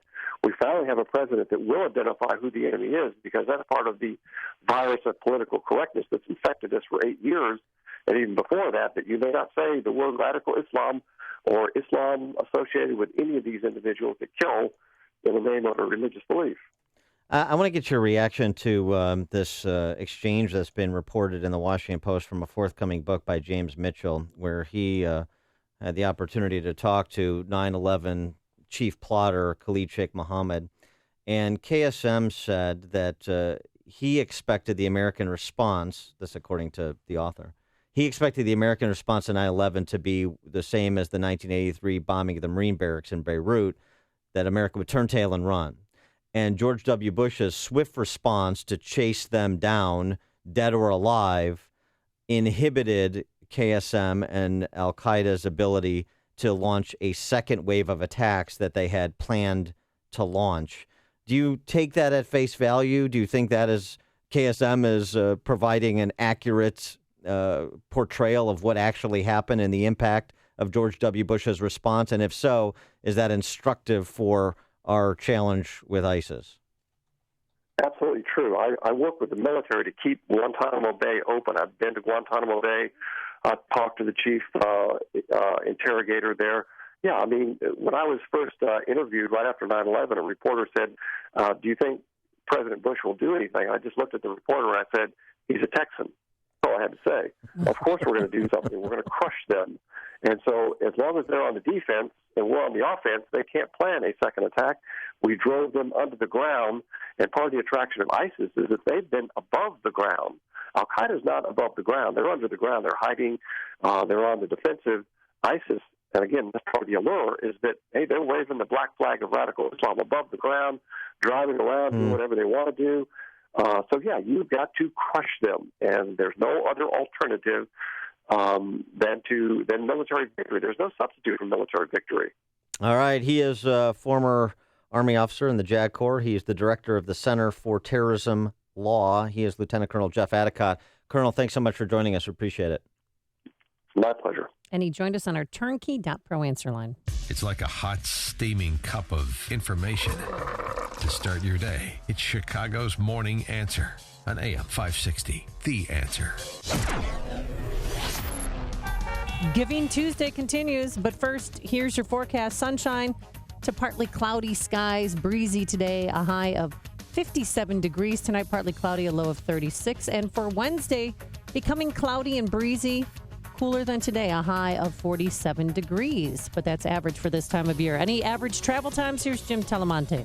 There's no travel time at all, Amy, on Chicago Avenue on the west side between Damon and Hoyne. Union protests have shut down the road in both directions. There's also a closure of Austin between Roosevelt and 13th with a car into a building. Eden's inbound 31 minutes, Lake Cook to Montrose, outbound 23. The Kennedy 40 minutes, O'Hare to downtown, outbound 32. The Eisenhower 51 minutes, Thorndale to the post office, outbound 39. Stevenson 51 minutes, 3:55 to Lakeshore Drive, outbound 42. Ryan is 26 minutes, 95th to downtown. Bishop Ford, 41 minutes, 80-94 to the Ryan. There was an earlier crash at the Steel Bridge. Northbound Tri-State has delays. 115th, the 83rd Street toll in pockets from Plainfield Road to 31st and approaching 290. That's traffic on AM 560, The Answer. I'm Lou Dobbs. O'Hare Airport baggage handlers are on strike today. Commercial flights to Cuba have resumed, and economic reports on tap for today. Those stories next. Bill Bennett here to tell you about Augusta Precious Metals. Attention investors, your IRA or your 401k may be at risk again. The 2008 crash wiped out up to 50% of IRAs and 401ks. Can you afford to lose again? What if you could store IRA or 401k savings where you can see, touch, and hold it in your hands? With the Augusta Gold or Silver IRA, you transfer a portion of retirement savings into physical coins you can actually see and get fast in case of any disaster. Call Augusta Precious Metals today for a free gold and silver IRA guide. No obligation. Augusta Precious Metals, A+ Better Business Bureau rating, 98% 5-star customer satisfaction rating with TrustLink.org. Trust Augusta. Call Augusta Precious Metals today at 1-855-222-6993. That's 1-855-222-6993. One more time. 1-855-222-6993. American Airlines resuming commercial flights between the United States and Cuba. JetBlue Airways planning to add 3 flights of its own this week. That baggage handler strike at Chicago's O'Hare Airport, which was delayed from last week, today started. Hourly airport workers are joining fast food employees across the country, walking off the job demanding a $15 an hour wage and union rights. Economic reports today due out, including updates on corporate profits, consumer confidence, and retail sales at chain and discount stores. And more than 1,700 Lufthansa flights have been canceled today and tomorrow because of strikes by Lufthansa's pilots union. Over 80,000 passengers a day affected by the strike. Please join me for Lou Dobbs tonight, 7 and 11 Eastern on the Fox Business Network. This is the Lou Dobbs Financial Report. Oh, it's hard sleeping on a flat pillow, flip-flopping during the night, or waking up feeling unrested. So I suggest you order a MyPillow today. MyPillow is a patented interlocking fill that adjusts to your individual sleep needs. It's washable, dryable, manufactured in America, and guaranteed not to go flat for 10 years. So if you're thinking about that tough person to buy for on your holiday list, right now is the best time to buy. For a limited time, when you buy one MyPillow, you receive another MyPillow absolutely free. Give one as a gift, keep one for yourself, plus 2 free Go Anywhere pillows. Now, the money-back guarantee is extended through March 1st, so visit MyPillow.com, click the radio listener special tab, and use the promo code Amy. Again, you'll get 2 premium MyPillows and 2 Go Anywhere MyPillows, all for the price of 1, plus that extended money-back guarantee through March 1st for your holiday gifts. MyPillow.com or call 800-489-0201. That's 800-489-0201. This is Dan Proft with 60 Seconds of Sanity. In a recent interview with Charlie Rose, celebrated left-wing snarkist Jon Stewart lamented that no one in the government press corps ever asked Donald Trump what makes America great. The failure of a group that generally doesn't consider America so great to ask that question is unsurprising. It nonetheless remains an important one, and this post-election period of reflection is an opportune time to take it up. America is great because our founders encoded into the DNA of the body politic that God is good and man is not. Our rights come from a perfect God and cannot be taken away by imperfect men. Thus, our framers limited man's power over his fellow man by diluting it across co-equal branches and subordinate laboratories of democracy. America is great because we're equal before God and have set that same standard we inadequately fulfill in our treatment of each other. America is great because we're accountable before God and disposed, however insufficiently, to set the same bar for each other. America is great because we're called by God to live lives of service and freely do so every day in communion with each other and in repudiation of modern identity politics. America is great because we seek God's grace even while recognizing we're unworthy of it. AM 560, The Answer. Okay, so today is Giving Tuesday, and it's a perfect day to start our 2016 Food for the Poor campaign. Now, if you've been a longtime listener, you know that we do this every Christmas season, and this year we're helping to raise money to support a great charity, Food for the Poor, and they help to make sure that there's food, medicine, clothing, water filtration supplies, and other relief sources to those in need in Haiti and Guatemala. And I want to specifically focus on our business benefactor program. A business owner, marketing manager, make marketing decisions for a business of any size. we've got this deal for you. A $2,500 tax-deductible donation to Food for the Poor, 95% of which goes directly to provide food, water, and resources to families in Haiti and Guatemala that are literally on the brink of starvation, particularly in Haiti after Hurricane Matthew just a couple of months ago. $2,500 tax-deductible donation. AM 560 will give you 40 60-second commercials that air right here between 5 a.m. and 8 p.m. Monday through Friday. And if you want to take part in that program, please call Michael Mann right now, 847-871-1527. That's 847-571-1527. If you want to make a one-time donation, simply go to 560theanswer.com, keyword food. You're listening to Chicago's Morning Answer with Dan Proft and Amy Jacobson on AM 560. The Answer. Talking about balance of nature. Scientific research has shown that many cancers and lifestyle diseases can be prevented with a diet rich in fruits and vegetables. This prevention comes from the phytochemicals in the plants. They fight against oxidants that damage the cell's DNA, causing mutations that lead to disease. I don't take any supplementation, but I take Balance of Nature because I know, I've seen it in my lab, and I know that it works. I've seen the immune response increase, I've seen your DNA repair capacity increase, and I've seen DNA protection. And that, to me, as a scientist, rings so true, and it's only natural. Call now to find out how to get your free month's supply of Balance of Nature. Call 800-2468-751. That's 800-2468-751. Or go online to balanceofnature.com. Use promo code CHICAGO. Hi, it's Dan Proft from Chicago's Morning Answer, here to tell you about our 2016 Food for the Poor campaign. We're partnering with Food for the Poor to help raise money to provide food and water to impoverished children and families in Haiti and Guatemala. As you probably know, when Hurricane Matthew rolled through Haiti a few months ago, it decimated a country that was already the poorest nation in the Western Hemisphere. The need right now is overwhelming. Food for the Poor is one of America's largest and most trusted charities. Since 1982, they've been helping the poorest of the poor by directing resources directly to those in the greatest need. And 95 cents of every dollar they receive goes directly to the field, helping children and families. Here's how you can help. A donation of $50 will provide food for a year and water for life for a child in Haiti. $50, that's all it takes to change a life. To make that gift this Christmas season, just call 855-880-3663. That's 855-880-3663. Or go online and visit 560theanswer.com and search for the keyword food. Coming up on Chicago's Morning Answer. Congressman Danny Davis proposes the 10-20-30 plan. How did he come up with those numbers? Nobody knows at 7:07. And will it work? But first, into the newsroom we go. Once again, here is Mike Scott. Amy and Dan, the latest from Fox News on a deadly plane crash in South America. We'll have details on that coming up in just a moment. O'Hare workers expected to walk off the job today, while the governor wants meetings with legislative leaders in Springfield. Illinois hosts NC State tonight in the ACC Big Ten Challenge, and the Blackhawks hosting the Florida Panthers. A sunny to partly cloudy day ahead, breezy as well. WIND Chicago News Time, 7 o'clock.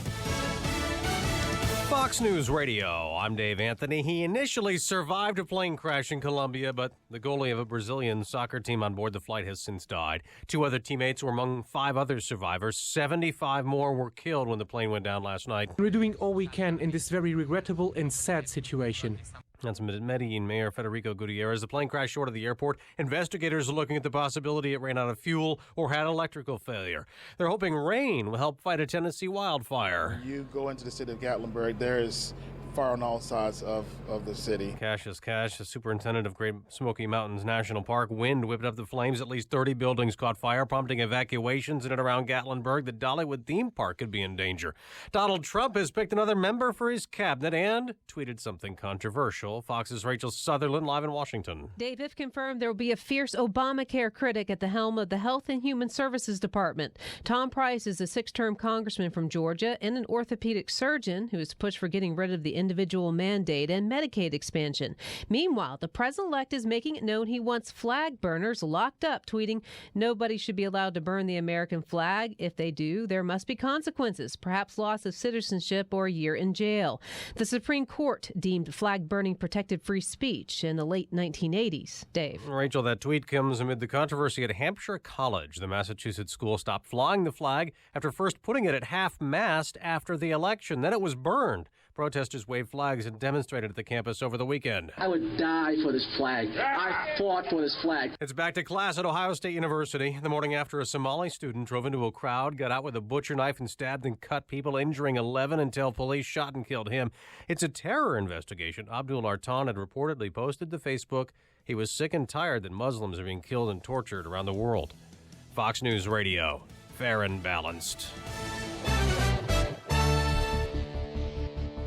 Mostly clear skies this morning, 45 degrees. It is 7:02 on AM 560. The Answer. Good morning. I'm Mike Scott.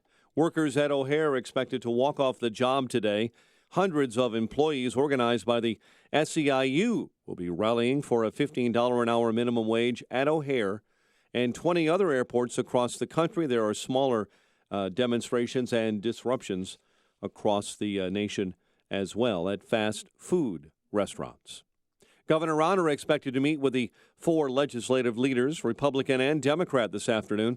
They'll try and discuss how to end the budget impasse that's lasted for his entire term so far. 2 are dead following a shooting on Chicago's South Side. Police say a teen and another man were found shot to death last night inside a vehicle near 45th and Walcott. Illinois Congressman Danny Davis is calling for more taxpayer dollars to be infused into impoverished neighborhoods. Joined by other African-American officials yesterday at Chicago's City Hall, Westside Democrat promoted a plan that would spend 10% of government funding in areas where 20% of the residents have lived in poverty for at least 30 years. A group of youth correctional center guards in St. Charles are accused of encouraging juvenile detainees to attack other inmates as a form of discipline. 4 employees at the Illinois Youth Center were indicted last week by a Kane County grand jury. First-degree murder and predatory criminal sexual assault charges have been filed against a Southern Illinois man accused in the death of an 8-year-old Olney girl. Charges were filed Monday in Richland County Court against 53-year-old Glenn Ramey of Olney. He's being held in lieu of $10 million bond. And lawyers for former Illinois Congressman Aaron Schock want his corruption case moved from Springfield to Peoria. The Tribune says Schock's attorneys contend in a motion the case has no connection to Springfield. Chicago sports. ACC Big Ten Basketball Challenge. Northwestern a winner over Wake Forest. Bear linebacker Danny Trevathan done for the season with a ruptured tendon in his knee. The news, a service of Staples. Staples print and holiday marketing services helps your business promote holiday sales and provides fast turnaround. Now, get 20% off custom holiday cards and invitations. Staples, make more happen. Ends 12/24. More at Staples stores or staples.com. 7:04 and a check of traffic and weather on the way next on AM 560. Has America's history been the result of a series of fortunate accidents? Is America great because of dumb luck? In his latest book, Michael Medved argues that something greater has been at work. Divine Providence. Join AM 560's Michael Medved for a special lunch on Thursday, February 2nd at Belvedere Banquets in Elk Grove Village as he tells the story of the American miracle. Get your tickets now at 560theanswer.com/miracle. That's 560theanswer.com/miracle. Not valid in all states or were prohibited by law. See website for details. Need some extra cash today? Do you have bad credit or maxed out credit cards? If so, turn your radio up. 35cash.com is one of the nation's largest personal loan networks with over 50 different lenders. Now you can get a personal loan for up to $5,000 with any type of credit discreetly from your computer or smartphone and with no paperwork to send in. That's right, no paperwork whatsoever. Your cash will hit your bank account as soon as tomorrow, as our lenders have millions of dollars to lend, regardless of your credit history. Visit 35cash.com, and you can have up to $5,000 in no time. Just have a checking account and a regular source of income, and you can get the loan you need now, regardless of your credit. Go to 35cash.com from your smartphone or computer to get the cash you need. Visit 35cash.com. Type www.35cash.com directly into the address bar. That's 35cash.com. 35cash.com. 7:06, it's time to check the climate of your business with aircomfort.com, providing the right climate for business since 1935. Let's get a full check of the roads at our AM 560 traffic center with Jim. Thanks, Mike. On the west side, protesters have blocked Chicago Avenue between Hoyne and Damon. There are McDonald's there. West side, there's a closure of Austin between 14th and Roosevelt with a car into a building. Eastbound Adams Tollway, I-90, it is jammed. Beverly to Higgins, there's a crash blocking 2 left lanes. Northbound Tri-State stop and go now from 115th up to the Hinsdale Oasis and from the Reagan Tollway to North Avenue. Veterans Memorial a bit sluggish now from 75th to the Reagan Tollway and Finley to St. Charles. The Edens runs 30 minutes like Cook to Montrose outbound 24. The Kennedy 42 minutes, O'Hare to downtown outbound 39 with a stall at Costner in the right lane. The Eisenhower 52 minutes Thorndale to the post office, 34 from Manheim outbound 41 minutes to Thorndale. Stevenson 48 minutes, 355 to Lakeshore Drive, outbound 40. Ryan 26 minutes, 95th to downtown. Bishop Ford heavy after a much earlier crash at the Steel Bridge. Traffic answers when you need them most. I'm Jim Talamonte on AM 560, The Answer. Chicago's Morning Answer continues next. Your official Chicagoland weather forecast. From the aircomfort.com Weather Center, here's meteorologist Kevin Snyder. Breezy today with sun and some clouds, wind gusts up to 30 miles per hour, high 57, then remaining partly cloudy through the night, low 36. Becoming cloudy tomorrow with a high 45, breezy with a brief shower or two at night, low 36. I'm Kevin Snyder on AM 560, The Answer. Mostly clear skies this morning, 45 degrees at O'Hare. Next news at 7:30. Chicago's Morning Answer with Dan and Amy continues next on AM 560, The Answer. This hourly segment is brought to you by the Money Hour Radio Show, Saturday afternoons at 3 on AM 560, The Answer. Brought to you by Pearshale Financial Group. Good morning. Welcome to your Tuesday morning briefing. Here's what you need to know to start your day. Meeting went very well. Was with him for about an hour. He basically walked us around the world. They spent a year and a half beating up Hillary Clinton over revealing classified information, and then they would appoint somebody who the FBI says not only revealed it, but then lied about it in an interview. I think that's a potential problem. Your candidate continues to push conspiracy theories. He does not represent us, and that is a problem. He's not shifted or evolved into representing us. So any way we can wiggle the heck out of this thing, we're trying. Folks, Castro regime jailed and tortured political prisoners at a higher rate than Stalin's regime, and we're hearing about complicated emotions. This is Chicago's Morning Answer with Dan Proft and Amy Jacobson on AM 560, The Answer.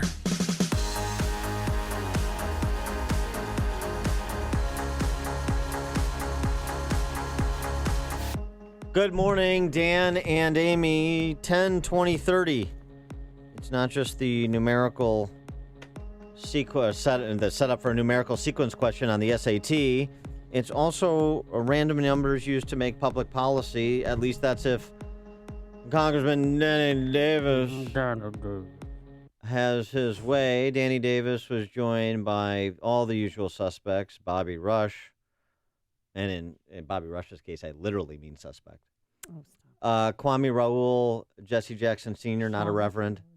Governor Pat Quinn, not a governor. They all Ricky had Henderson. Ricky Hendon, excuse me. Hollywood? Was Hollywood Ray there? Hollywood was there, and so was great. Richard Boykin. Sean LaFord. Richard Boykin, who's a former chief of staff to Danny Davis. Now he's a rank, kind of roll call vote for the left on the Cook County board. Can't have enough of those. They all gathered yesterday after the funeral this weekend for Danny Davis's grandson, who was shot and killed in Inglewood over a pair of tennis shoes. Yeah, Javon Wilson, 15 years old. Two teenagers in custody for that murder. Yeah, and by the way, a 16-year-old girl and a 17-year-old in custody. Mm-hmm. Danny Davis took the occasion over the weekend, his grandson's funeral, to talk about government investing in neighborhoods. And then he parlayed that into this press conference yesterday with the assembled noblemen and said, "The more I study the issue of gun violence, I'm becoming more and more convinced that there is no panacea, no silver bullet, no pun intended, no single answer to the call, and no one solution. Declare poverty as an enemy no matter what your race, gender, or ethnic background. Jesse Jackson called poverty a weapon of mass destruction." And they all push for the implementation of a 10-20-30 plan. Yeah. How do they come up with the numbers? They want 10% of city, county, state, and federal funds to be spent in neighborhoods where at least 20% of the population has lived below the poverty level for the past 30 years. So that gets your 10, 20, 30. What they're trying to make it, they're trying to do something.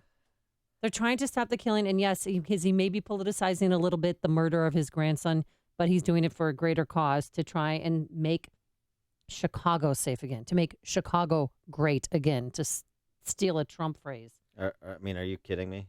I don't know what else. I mean, you go to Arizona, go anywhere and tell someone you're from Chicago. Like, how do you live there? And how many people have gotten killed? And why don't you move out? And how many people have gotten shot in your neighborhood? I mean, they're trying to do something. Uh-huh. And what's your assessment of the something they're trying to do? Because that's the important point. It's not doing something. It's not activity.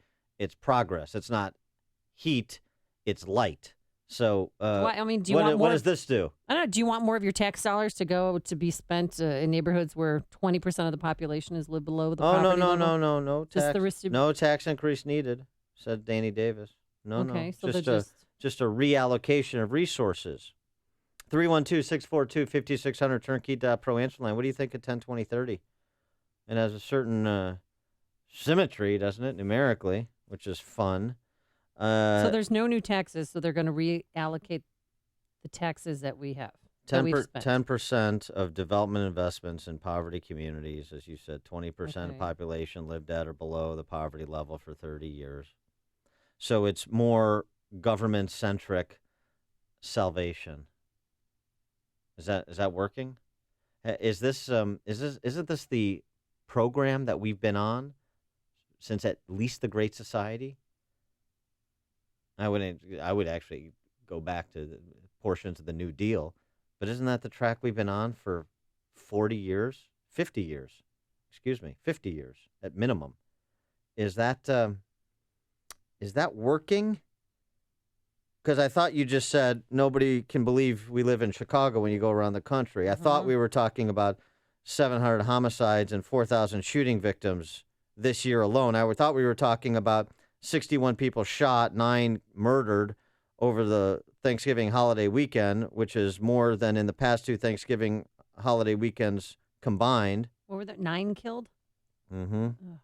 91 people killed in August, deadliest month of the city in 2 decades, and every month becomes the deadliest month of the city in 2 decades. It's a state of emergency, and it's time for us to act. Said Richard Boykin, Commissioner. These guys are putting me to sleep.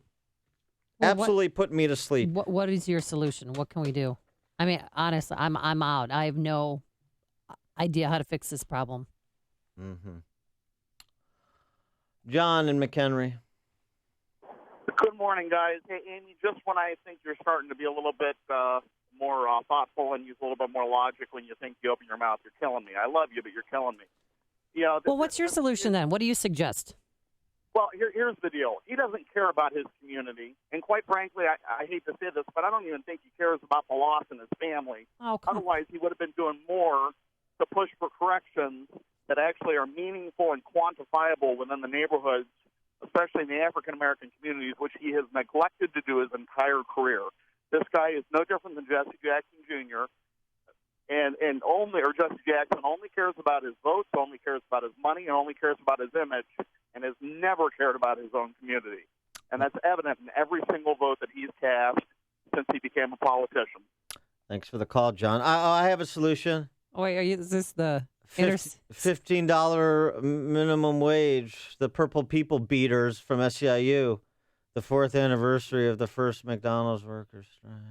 Oh my God, the Purple Peter. Well, Reverend Jackson wants a White House conference on inner city violence before President Barack Obama leaves office. Like stuff like that liberal gobbledygook is not going to work. No, we need more conferences. There's no question. We need more conferences. We need more blue ribbon panels. Mm-hmm. We need more studies, white papers. We need more camera time for these parasites who subsist off the decimation of the communities they purport to represent, the families they purport to represent. That's what we need. Jesse Jackson Sr., if we got, maybe, you know what I think we need? I think we need a Jesse Jackson Hour of Power on all of the network affiliates in Chicago once a week. I mean, we did it with Tiny Dancer for all the radio stations. I think if we had more exposure for these deep thinkers whose policy prescriptions we have followed for 50 years, I think that would be better. I think that's what we need. By the way, why was Danny Davis's grandson living in Inglewood? If your grandson, I don't know, is it a daughter or son? I don't know. What if you had means, which Danny Davis does, being in Congress as long as he's been, making $200,000 to do nothing, except give these preposterous press conferences? Wouldn't you airlift your family out of these shooting galleries? Probably didn't want to leave. That's where their school is. That's where their friends are. Yeah. Nice friends he has. But they went into his house and shot him allegedly over a pair of gym shoes. Uh-huh. Yeah, I mean, you tired of this? I mean, look, guess what? In most cases, that would end in a fist fight, but this day and age, it ends in gunfire. The families in these neighborhoods, the families that all of these black politicians purport to represent, you know where they're at? Not the city of Chicago. The reason that the city of Chicago is at its lowest population level since 1920 is because of black flight, largely. Per the last census, between the two, 200,000 black families adiosed Chicago. You know why? Because they don't want to live in shooting galleries, and I don't blame them. I do blame these craven, manipulative politicians. I do blame this pathetic excuse for a Chicago press corps that we have that profiles these stories and reports them straight like this is something new or interesting or worthy of serious consideration, like these are serious people. No, they never get the other side. Serious people worthy of serious consideration. No, it's true. This is an embarrassment. These people are jokes if, again, there weren't so many lives on the line. You know what we need to do? Look at everything that's been done in the city of Chicago for the past 50 years and do a 180. That's what we need to do. To eradicate poverty? And instead, what are we doing? We're indulging $15 an hour public sector union bedwetting campaigns and Black Lives Matter targeting of police and kind of all of the silliness of the isms and the phobias. We are base camp for every bad idea, every worst manifestation of our political culture in the country, right here in Chicago. And you know what that breeds? Poverty, crime, death. Speaking of Black Lives Matter, can I just get this in real quick? It's 12 seconds long, but it's a BLM protester on Friday here in Chicago on Michigan Avenue. We have to stand up and fight back, you know. Did you vote? Of course not. And the reason why not? Because there's no reason to vote here in this country. This country is based on genocide, slavery, and war. Wow. This is dumb. People are just dumb. They're so profoundly ignorant, and I'm talking about the political class. Mm-hmm. I'm not even going to get it to these rank-and-file protesters that, doing arm locks in front of Nordstrom, think they're accomplishing something, think they're fighting a good fight for the downtrodden. No, you're not. No, you're not. You're a barbarian. And you are complicit in with all of those people that were assembled at that press conference yesterday in destroying a great city and putting children in the ground. You want to be real honest about it? I mean, you want to talk real? This political class, you want to talk about blood on your hands? That assemblage of parasites at that press conference yesterday, blood on their hands. Pete in Mount Prospect. You are dead on correct.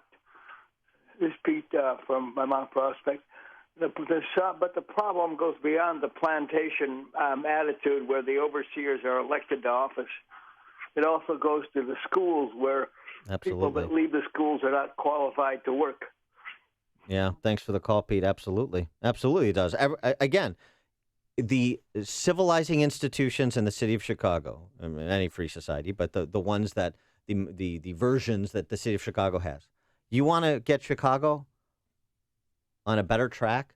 Take everything we've done with public safety and with K through 12, pre-K through 12, pre-K through post-secondary education, and the business climate, and do 180 degrees from what we've done the last 50 years. You could not do worse. If this is very much like what Bill Bennett said about CPS, but it's bigger than CPS.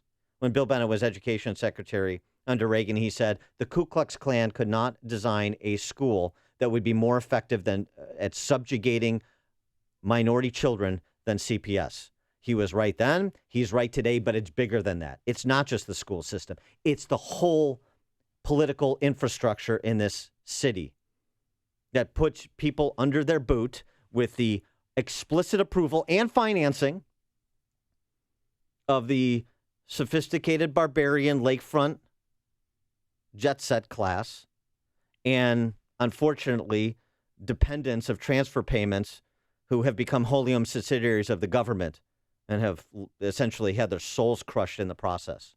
I mean, if you just want to talk real about it, as opposed to this namby-pamby, cliche-ridden bull jive that we hear over and over and over again, and that we tolerate, and that we vote for.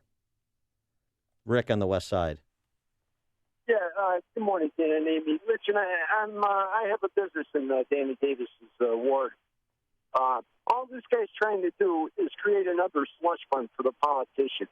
Here's a guy whose niece just went to prison a couple of months ago. I believe she got sentenced for 4 years for embezzling money on a government grant. Now, a lot of these politicians, their relatives are all involved with government grants and they're laundering money. So this government position is an easy mark for these guys to launder money. Thanks for the call, Rick. You're right, except it was 8 years that Danny Davis's niece got, not 4. Ron on the South Side. You know what, Dan? Those people that were there, absolute garbage. Dan, you say it for about the last 50 years, and I know Danny Davis and Bobby Rush have been around that long, have done absolutely nothing. And if you all recall, it was a relative or someone related to Bobby Rush a couple of years ago, and he was over on 79th near Cottage Grove, and he was going to bring in this money to revitalize here. They are garbage. And anybody that listens to them, follows them, or votes for them, you know, they're just as bad. But here's the last thing. What happened to the TIF fund? Wasn't the TIF fund supposed to be set aside for these high poverty areas? Another gimmick. So, yeah, you know what?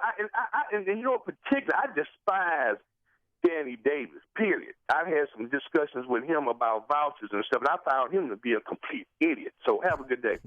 Thanks, Ron. If you're talking about it, Dan and Amy are talking about it. It's Chicago's Morning Answer on AM 560. The Answer. Hello, Dan Proft here from Chicago's Morning Answer. If you're a business owner, a marketing manager, or if you make the marketing decisions for a business, listen up. We've got an offer you need to hear. This Christmas season, we're partnering with Food for the Poor to raise money to help children and families suffering in Haiti and Guatemala. And we want you to partner with us. And we're going to put our money where our mouth is. If you make a $2,500 tax-deductible donation to Food for the Poor on behalf of your business, we will give you an AM 560 marketing package free of charge.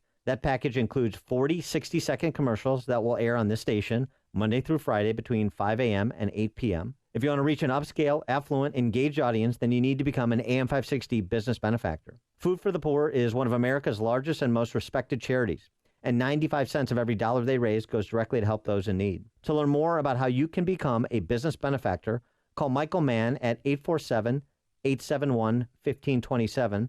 Again, that's 847-871-1527. And thank you in advance for your generosity. Hey, do you need to sell your home now? Has it been on the market so long your listing expired? Well, I know the man who will absolutely sell your home now, and it's Saul Z and the Z team, and he needs homes right now all over the Chicagoland area and in the city. Now, Saul's database of thousands of buyers are looking for homes in the $250,000 to $750,000 range. There's likely a buyer for you right now, so don't wait. You know, on average, Saul sells a home every single day. No other agent sells your home quicker for more money. He's so confident he will sell your home that he offers a 59-day guarantee. So list your home with Saul. If it's not under contract within 59 days, Saul Z sells it for free without his commission. Again, 59 days or he'll sell it for free. And Saul needs homes to sell right now. Contact Saul Z today at callsaul.net. That's callsaul, SAUL.net, or dial 888-346-0666. That's 888-346-0666. Please tell Saul I sent you. No matter what type of business you're in, having a strong business banking partnership can help your bottom line. I'm Jeff Boundy, president of Cornerstone National Bank and Trust Company.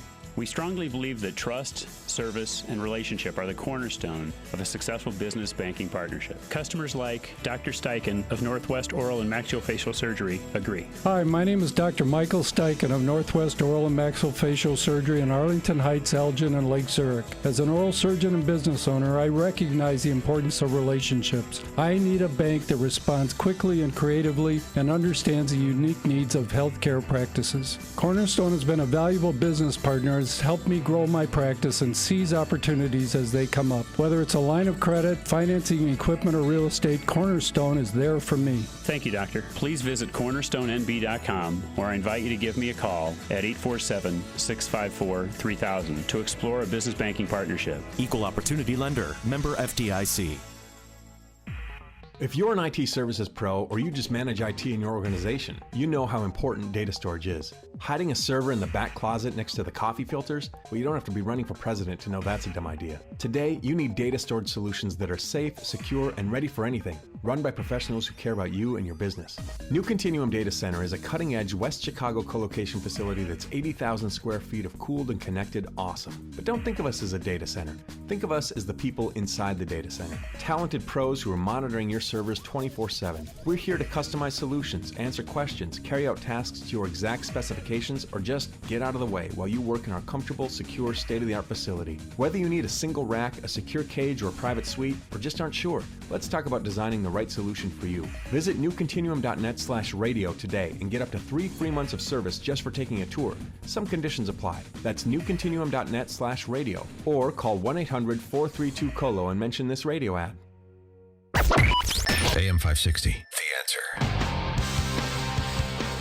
Dan, guess what today is? Today is Giving Tuesday, and here at AM 560 during the Christmas season, we always get a campaign going for those in need. This time we're working with Food for the Poor. They will help to make sure food, medicine, clothing, water filtration supplies, and other relief sources get directly to those in need in Haiti and in Guatemala. Food for the Poor has been around about 35 years. 95% of every dollar they raise goes directly out the door to care for people. 95%. That can't be emphasized enough because I know people want their philanthropic dollar to serve the clients that are solicited for help. And that's exactly what Food for the Poor does with potable water, with food, with medicine, with clothing. And in Haiti and Guatemala, you understand they know poverty like we don't know in this country. Life-threatening poverty, starvation. Haiti simply doesn't have the capacity, for example, to produce indigenously the amount of food they need to feed their people. So this is where we come in. Yeah, we're asking for a one-time donation of just $50. And with that, get this, you can provide food for an entire year for a child and water for Life. So to make a donation, simply call 855-880-3663. That's 855-880-FOOD. Or you can, if you have a cell phone, just dial pound 250 and a prompt will say food, and that pound 250 on your cell phone, when you're prompted to, just say the word food. Oh, no, you can also go to 560theanswer.com and search for the keyword food. And then there's the Business Benefactor Program, $2,500 tax-deductible donation to Food for the Poor, in addition to providing food and water food for a year, I should say, and water for life for 50 children in Haiti and Guatemala.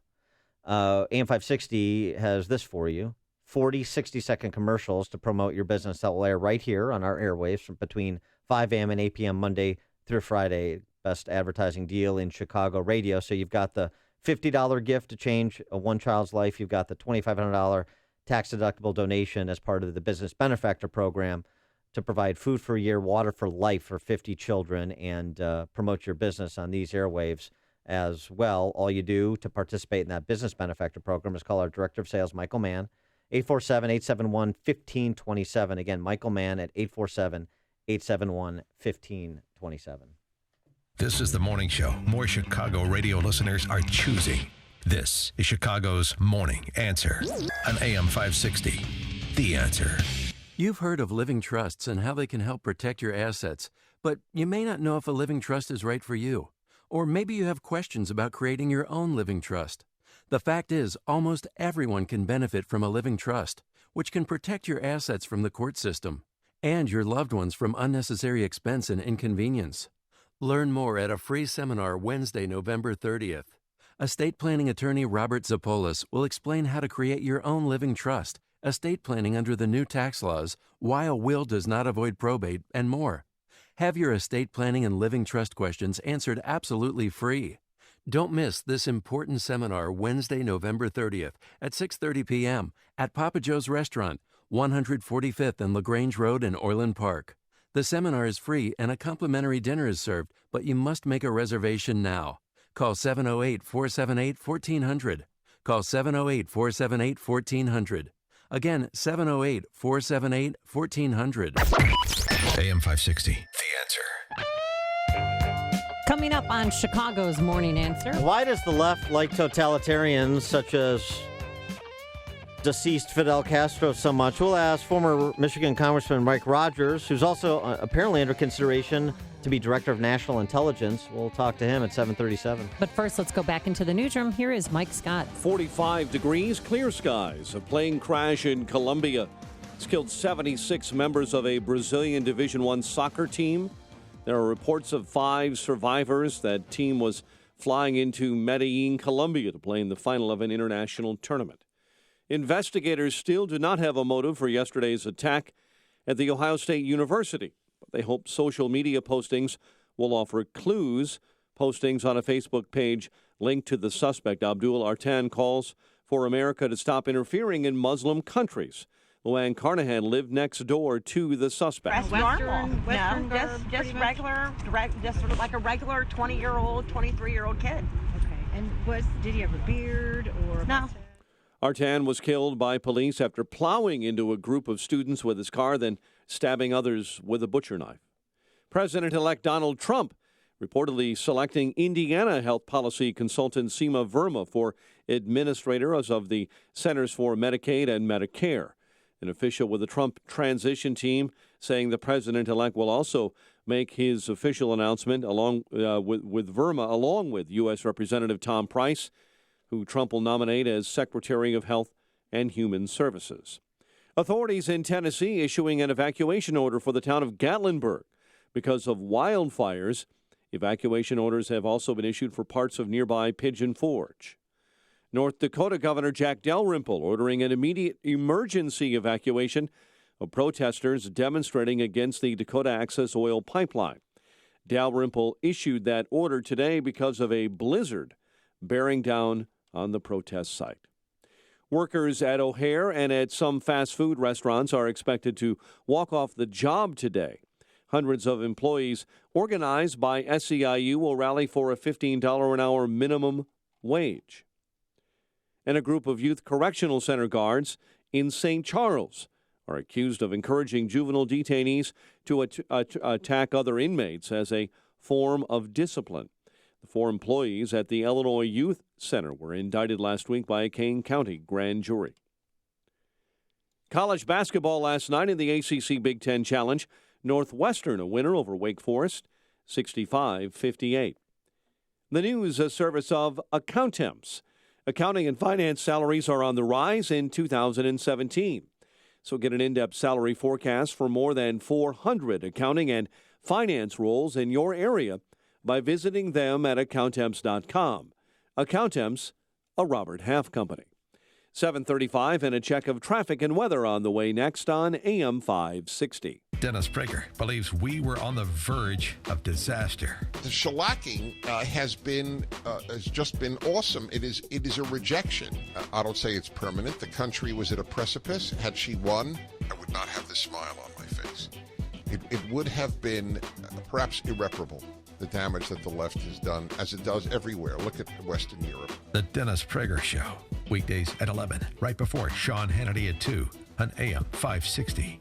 The Answer. Half-price Wing Tuesdays now at B-Dubs. Any size order of traditional wings cost half as much, making Tuesdays twice as good. Buffalo Wild Wings, wings, beer, sports. Valid at participating locations for a limited time. Balance of Nature's fruits and veggies.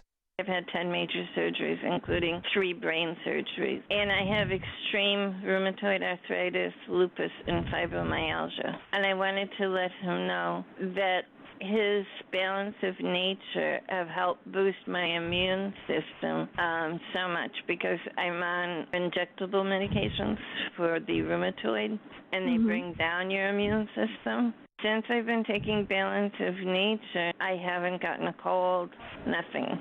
It really helped me tremendously. Good health is only a phone call away. What are you waiting for? Don't miss your opportunity to get a free month supply of Balance of Nature. Call 1-800-2468-751. That's 1-800-2468-751. Or go online to balanceofnature.com.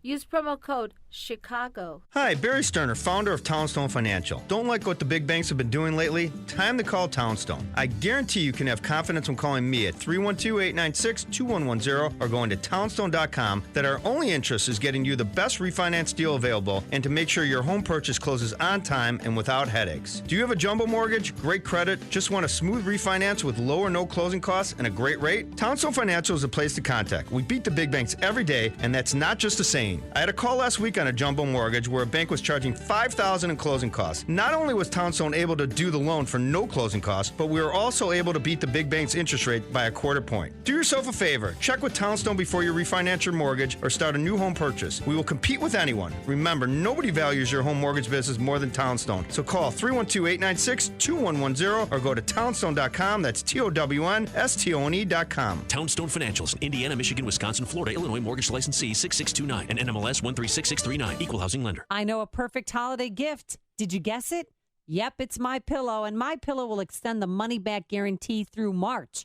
Plus, if you buy one premium MyPillow, you still get the second one and 2 additional Go Anywhere MyPillows for free. So you're actually getting 2 premium and 2 Go Anywhere MyPillows for the price of one with an extended money-back guarantee. It is the best offer ever. You know, the National Sleep Foundation made MyPillow their official pillow. It's washable to remove germs that cause allergies, acne, and asthma. And you'll sleep better. I know I do. So visit MyPillow.com, click the radio listener special tab, and use the promo code Amy. You'll get 2 premium MyPillows and 2 Go Anywhere pillows for the price of one, plus the extended money-back guarantee through March for your holiday gifts. Or call 800-489-0201. Mention the radio listener special and be sure to use the promo code Amy. That's MyPillow.com or 800-489-0201.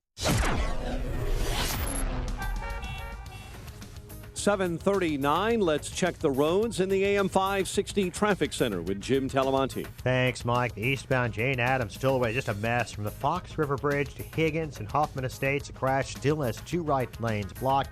Northbound Veterans Memorial Heavy delays from Boughton most of the way to St. Charles. Eden's 31 minutes, Lake Cook to Montrose, outbound 30. The Kennedy, 52 minutes, O'Hare to downtown, outbound 41. The Eisenhower, an hour and 13 minutes, Thorndale to the post office. Outbound it's 45 minutes. Stevenson, 55 minutes, 355 to Lakeshore Drive. Ryan, 30 from 95th to downtown. Traffic service with the 89-cent pancake deal at Burger King. How is this even possible? Right now at Burger King, you can get 3 pancakes for 89 cents. 3 hot, fluffy, golden pancakes for just 89 cents. Unbelievable but true. 3 pancakes, 89 cents, only at Burger King. Limited time only, price and participation vary. Traffic answers when you need them most. I'm Jim Talamonte on AM 560, The Answer. Chicago's Morning Answer continues next. Your official Chicagoland weather forecast. From the AirComfort.com Weather Center, sunny to partly cloudy and breezy, and a high of 57. Currently 44 at O'Hare, 46 along Chicago's lakefront. Your next news update is at 8. Chicago's Morning Answer with Dan and Amy continues next on AM 560, The Answer. This hourly segment is brought to you by Business Insanity Talk Radio with Barry Moltz. Sunday mornings at 5. It's all about getting your business unstuck and moving forward. Let freedom ring this afternoon at 2 with Sean Hannity. Right before Joe Walsh at 5 on AM 560, The Answer. Good morning, Dan and Amy. Former Michigan Congressman Mike Rogers, who's also a former U.S. Army officer and a former FBI special agent, will be joining us shortly. But Amy, I wanted to direct your attention. And, this is a show where we require our listeners to do a little bit of independent research and post-show homework. Right. We can't go over everything for you here. So I want to direct people's attention to this excellent piece in the American Interest by Neil Ferguson, the exquisite historian that he is, where he outlines the world that Donald Trump and the Trump administration is inheriting. He references foreign policy doyen Henry Kissinger. And his most recent book that essentially argues that the world is careening towards international anarchy. And he points out a couple of catalysts for said instability. One is the so-called Thucydides trap that presents itself to America with respect to China. This is a reference to Athens and Sparta. You have an emerging power and an established power, and they kind of inevitably lead towards conflict and perhaps war, like Athens and Sparta did in Thucydides' day. So that's an issue, as well as the relationship between Russia and the West in general, the lack of European hard power, and the escalating conflict in the Middle East due to the Obama administration's Olay approach to radical Islamic terror. So no shortage of threats, which is why it's encouraging to see the national security team that Trump has surrounded himself with so far, with important posts yet to be filled. Director of National Intelligence, I would say Secretary of Defense, and, of course, Secretary of State among them. And for more on this, we're pleased to be joined by the aforesaid former Michigan congressman and now TV star. Yeah, on declassified CNN. on CNN. Yeah, Mike Rogers. Mike, thanks for joining us again. Appreciate it. Thank you very much. Thanks for the shout-out on Declassified American Spy Stories. Yes. Just want to hear about those. Yeah, definitely. Good program. So you have been rumored, and I read this as recently as over the weekend in the Wall Street Journal. They had the whole kind of fantasy layout of who is being considered for what post, and your name was there front and center for Director of National Intelligence. Is that something that you're pursuing, or what can you tell us about that? Yeah, absolutely not. And I think the mix-up is there is an Admiral, Mike Rogers, who is the head of the National Security Agency, who is being considered for the DNI. So I think this was a mail swap going on. Oh. But I know him personally. He is a great guy. I think he would make an excellent Director of National Intelligence. He's a cryptologist by training. So he is a code maker and a code breaker, and has spent his career on the cyber side, and which is a huge and growing threat for the United States. Our adversaries are getting so much better. So I think he would be an excellent selection if it were Admiral Mike Rogers. And then there's always the chance that my phone call will always get returned when I say, "Hi, it's Mike Rogers from the old intelligence days. I'm going to bet that I get my call returned pretty promptly. What do you think? Benedict Cumberbatch will play Admiral Mike Rogers in the movie, and will Admiral Mike Rogers be hosting Declassified on CNN? I mean, I just want to see how far you're going to take this. Well, he might. I'll certainly have to put him on. So Mike Rogers interviewing Mike Rogers. Yeah, right. That alone ought to confuse most people. So Mike Rogers, what do you think of Mike Right. Rogers? Yeah. So I think Mike Rogers is pretty great. I don't know what you guys think. Boy, I mean, that could be that's a whole episode of Declassified. So you're not looking for posts in the administration. That's not part of what you're doing at present. No, it's not. Okay. Are you at liberty to say what? I know that you and Governor Chris Christie were both on the transition team, and now you're not. What transpired there? We were brought or Mr. Christie called me about in August and asked me to come on the transition team to head up the national security portfolio pre-election. And so most people don't realize there's a Republican team and a Democrat team that operate right after the primaries are over. And so the goal there is to get prepared so that when you have a president-elect, in this case Donald Trump, lots of work had already been done. Policy papers developed on where you go the first 100 days, selection of personnel, all of those kinds of things, policy reviews, what reforms in each agency and each portfolio. So I did all of that. Our job was to be done on Election Day. We met all of those metrics, and then once the campaign comes on, it's kind of what they call a merger and acquisition, if you will.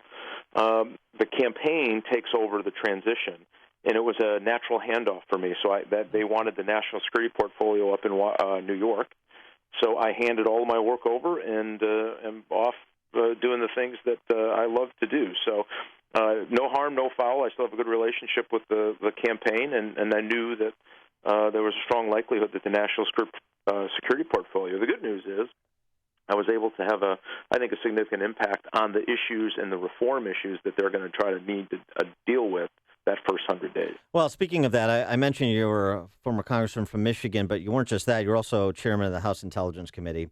And so the what appears to be yet another terrorist attack, and a particular type of terrorist attack, a stabbing on the campus of Ohio State yesterday. This follows stabbing attacks in St. Cloud, Minnesota, on the campus of UC Merced, another stabbing earlier this year in Columbus at a restaurant. How should we understand these attacks? Well, these lone wolf attacks are the hardest for law enforcement intelligence communities to pick up on. So it was likely, we will find out. I know always this seems to happen in every one of these episodes. No, there's nothing to see here, move along. It was just a crazy guy doing bad things. Well, it was at least that.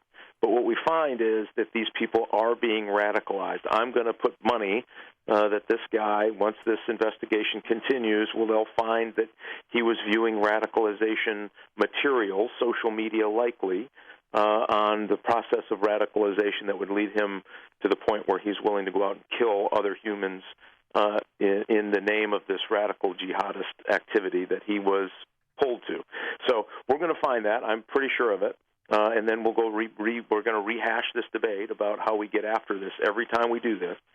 The good news is I think there's a new sheriff coming to town that will look at being more aggressive about trying to intercede in this process of radicalization. We need to get this early. And one of the ways we do that, by the way, is taking away their ability to reach into the United States and touch these people with these radical, violence-prone social media activities that try to draw people into going out and stabbing people or running them over with a car. I know, and when he did that, it was a vulnerable time. The Monday morning after a long 3-day weekend, people still celebrating the Ohio State double overtime win against Michigan.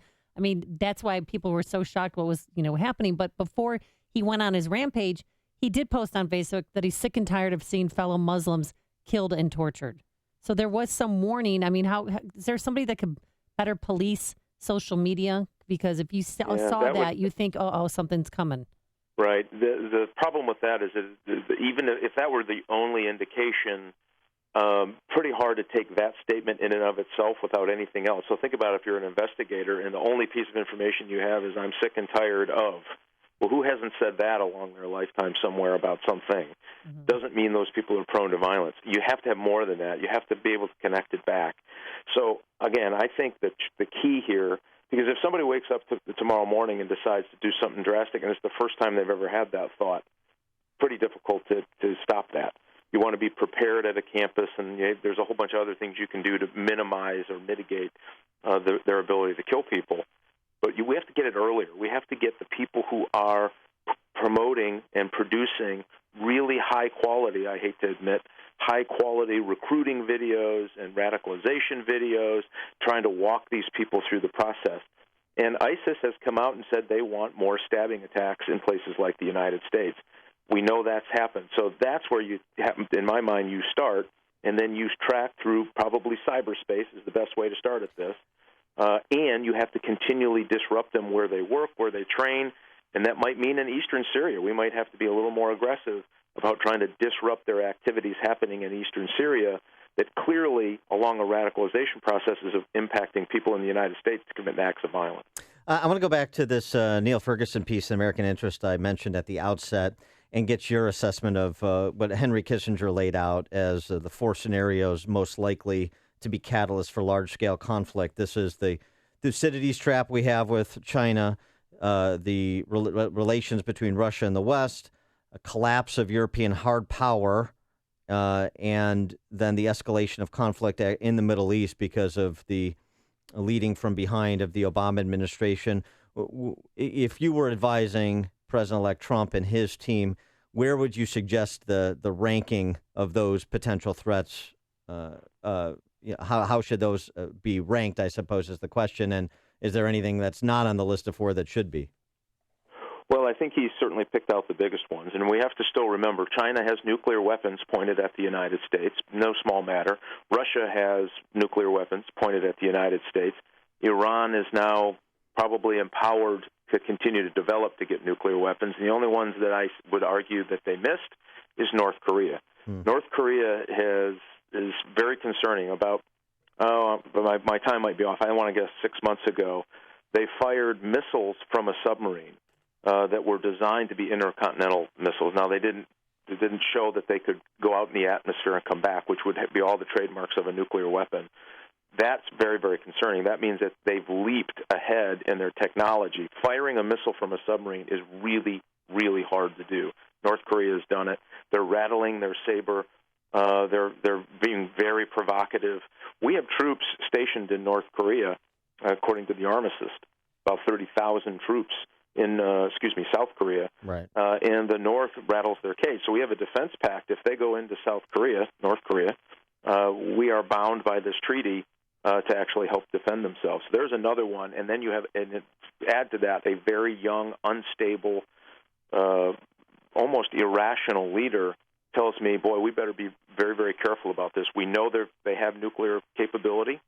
Now we know that they have missiles capable of firing from submarines. They've been very, very threatening, not only to South Korea, but the United States. That's another problem I'd add on there that I would argue could escalate very quickly. We'd have to really worry about how we make sure we could contain that problem and de-escalate the violence. Right. And China is going to, I don't think, the shooting war anytime with China, but they're going to be very aggressive for the first time ever. They put troops outside of their region in Africa, in Djibouti, where Americans have troops. They've said that they want to have a bigger presence and more influence in the world, and you can clearly see that Russia is trying to get on the world stage in a way that's very provocative. So all of those are problems, and all of those are issues the next president will have to deal with. And conflict with North Korea potentially brings in China as well. He is Mike Rogers, former Michigan congressman, former U.S. Army officer and FBI special agent, now the host of Declassified, Untold Stories of American Spies on CNN. Mike, thanks again for joining us. Appreciate it. Hey, thanks so much for having me. Thanks, Dan. And he joined us on our turnkey.pro answer line. And now, a moment of objectivism with your Ron Brook and the Ayn Rand Institute. Ask almost anybody about Social Security and Medicare, and they'll tell you, I earn my Social Security benefits. I earn my Medicare. But the truth is, you haven't earned your Social Security check. These programs don't save or invest what you put in. The government taxes you when you were young and doles out your hard-earned money to pay for retirement and medical expenses of the old today. When you retire, your benefits will be taken from the working youth. Social Security and Medicare are giant welfare programs that force retired Americans and the working young to participate. It adds insult to injury to call them earned benefits. You can't earn a right to have others support you. From the Ayn Rand Institute, I'm Yaron Brook. This has been a moment of objectivism from the Ayn Rand Institute. To learn more, listen to the Yaron Brooks Show, Saturdays at 4 on AM 560, and visit ariradio.com. If you enjoy Yaron Brooks' Moments of Objectivism, consider making a gift to support content like this from the Ayn Rand Institute. ARI fosters a growing awareness, understanding, and acceptance of Ayn Rand's philosophy of objectivism to create a culture guided by the principles of reason, rational self-interest, individualism, and laissez-faire capitalism. To support this work, go to ariradio.com and click on the Donate button. Your tax-deductible gift will help to spread the message of Ayn Rand to the next generation. The website upstream-ideas.com. You get long-form content that complements what we do here on this show. Podcasts of selected interviews, long-form interviews with leading luminaries like Colonel Alan West and Dr. Sebastian Gorka, and now Deputy National Security Advisor KT McFarland, in addition to man-on-the-street interviews and commentaries, podcasts of our Sunday program, Illinois Rising, which features a focus on state and local politics and policy here in Illinois. It's all at upstream-ideas.com. If you run a business, whether you're in plumbing, HVAC, or construction, you know that commercial vans aren't one size fits all. Some vans are too small. We're gonna have to make 2 trips. Others too big. Watch the top! Watch the top!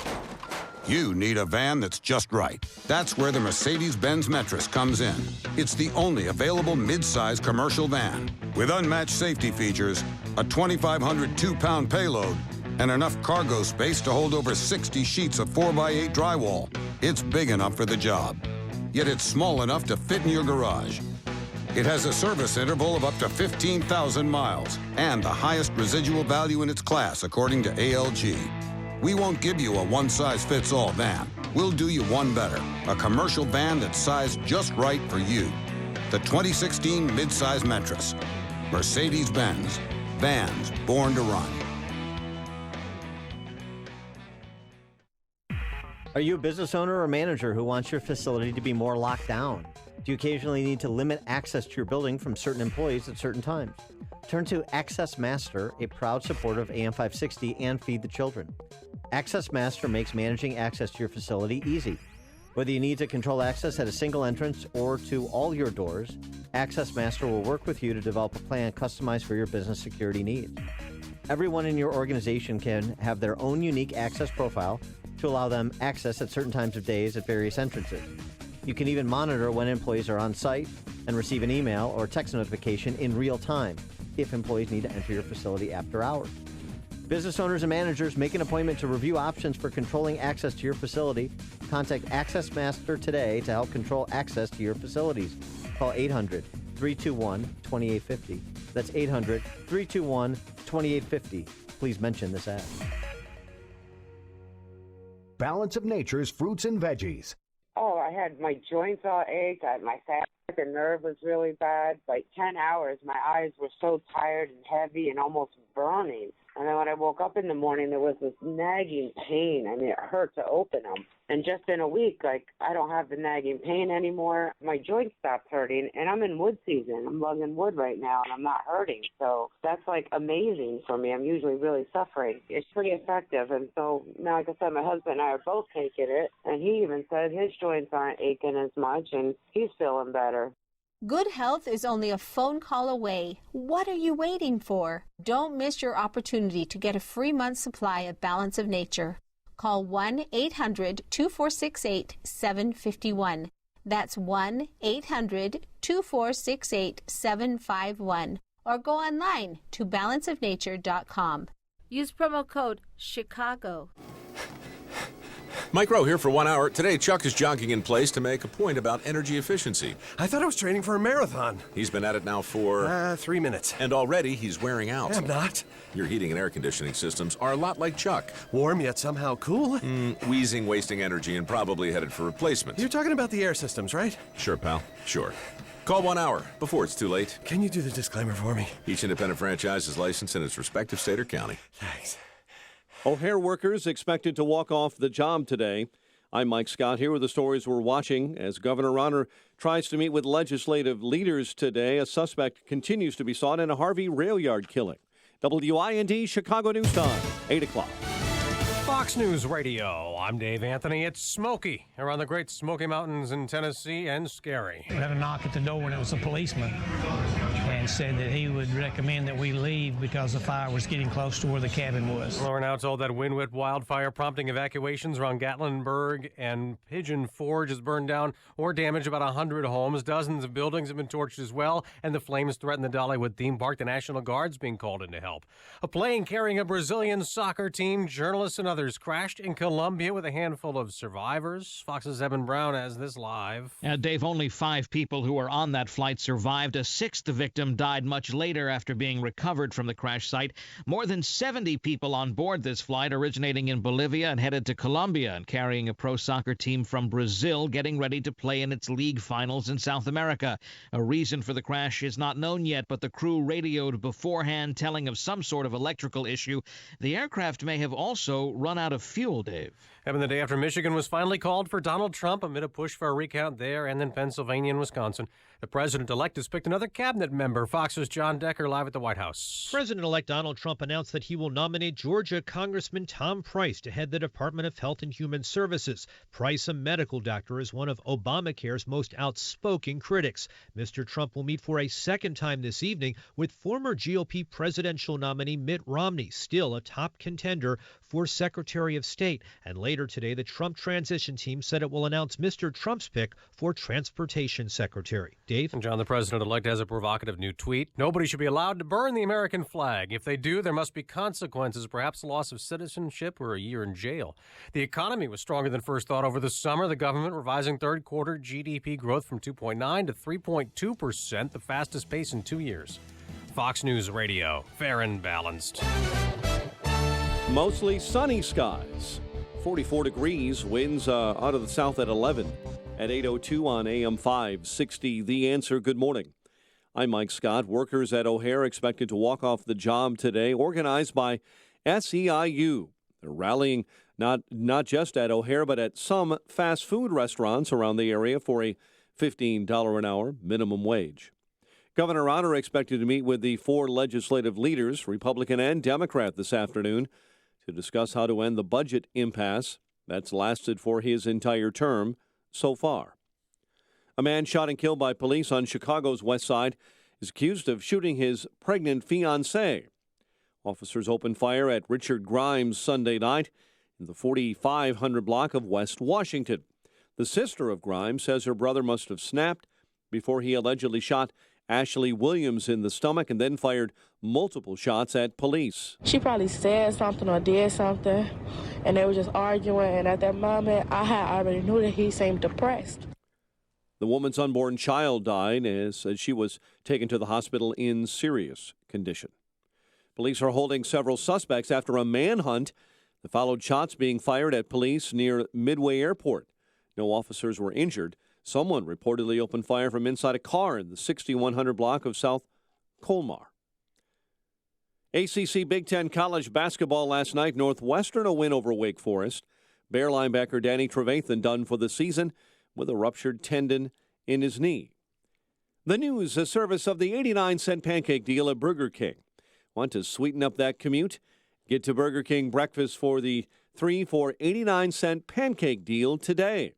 This is an unheard-of breakfast deal. Hot, fluffy golden pancakes served with a side of syrup for a limited time. Participation varies. 8:03 time for the AM 560 Business Beat. From the Fox Business Network and a service of Turnkey.pro, here's Jenny Casola.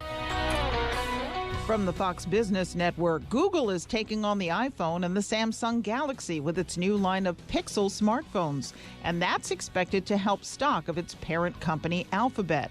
Analysts at Morgan Stanley predict Google will sell 3 million Pixel smartphones in the last quarter of next year. Ford will unveil its smallest car sold in the U.S. today. It's the next-generation Ford Fiesta.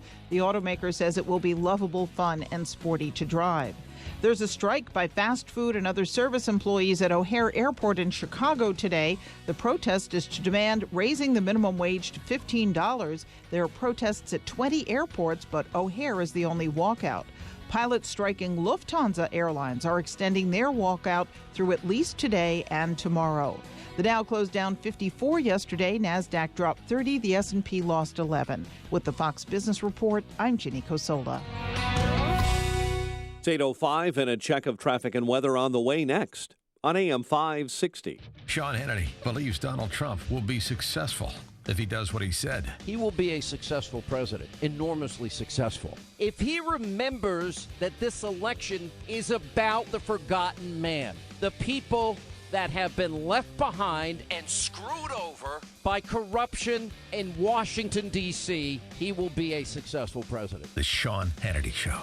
Afternoons at 2, right before Joe Walsh at 5 on AM 560. The Answer. Offer not valid in all states or where prohibited by law. See website for details. Need some extra cash today? Do you have bad credit or maxed out credit cards? If so, turn your radio up. 35cash.com is one of the nation's largest personal loan networks with over 50 different lenders. Now you can get a personal loan for up to $5,000 with any type of credit discreetly from your computer or smartphone and with no paperwork to send in. That's right, no paperwork whatsoever. Your cash will hit your bank account as soon as tomorrow, as our lenders have millions of dollars to lend regardless of your credit history. Visit 35cash.com and you can have up to $5,000 in no time. Just have a checking account and a regular source of income, and you can get the loan you need now, regardless of your credit. Go to 35cash.com from your smartphone or computer to get the cash you need. Visit 35cash.com. Type www.35cash.com directly into the address bar. That's 35cash.com. 35cash.com. It's 8:06. Let's get an update on the roads in our AM 560 traffic center with Jim Talamonte. Thanks, Mike. The inbound Kennedy is a mess after a stall in the Hubbard Street Tunnel. It's an hour and a half from O'Hare to downtown, an hour and 5 minutes from Montrose, 44 minutes in the express lanes, outbound 35 minutes downtown to the airport. Eden's 28 minutes, Lake Hook to Montrose, outbound 31.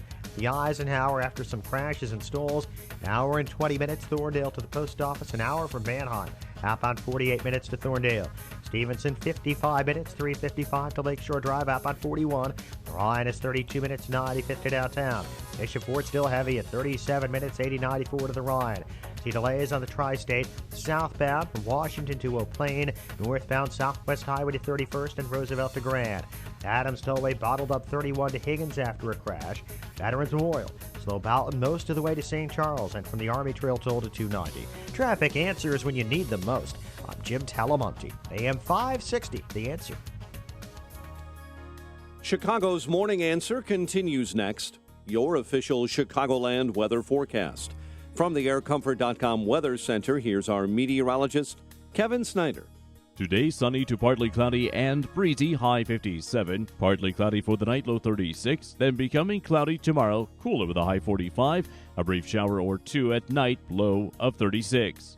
I'm Kevin Snyder on AM 560, The Answer. 44 and mostly sunny skies at O'Hare, 46 along the lakefront. Next news at 8:30. Chicago's Morning Answer with Dan and Amy continues next on AM 560, The Answer.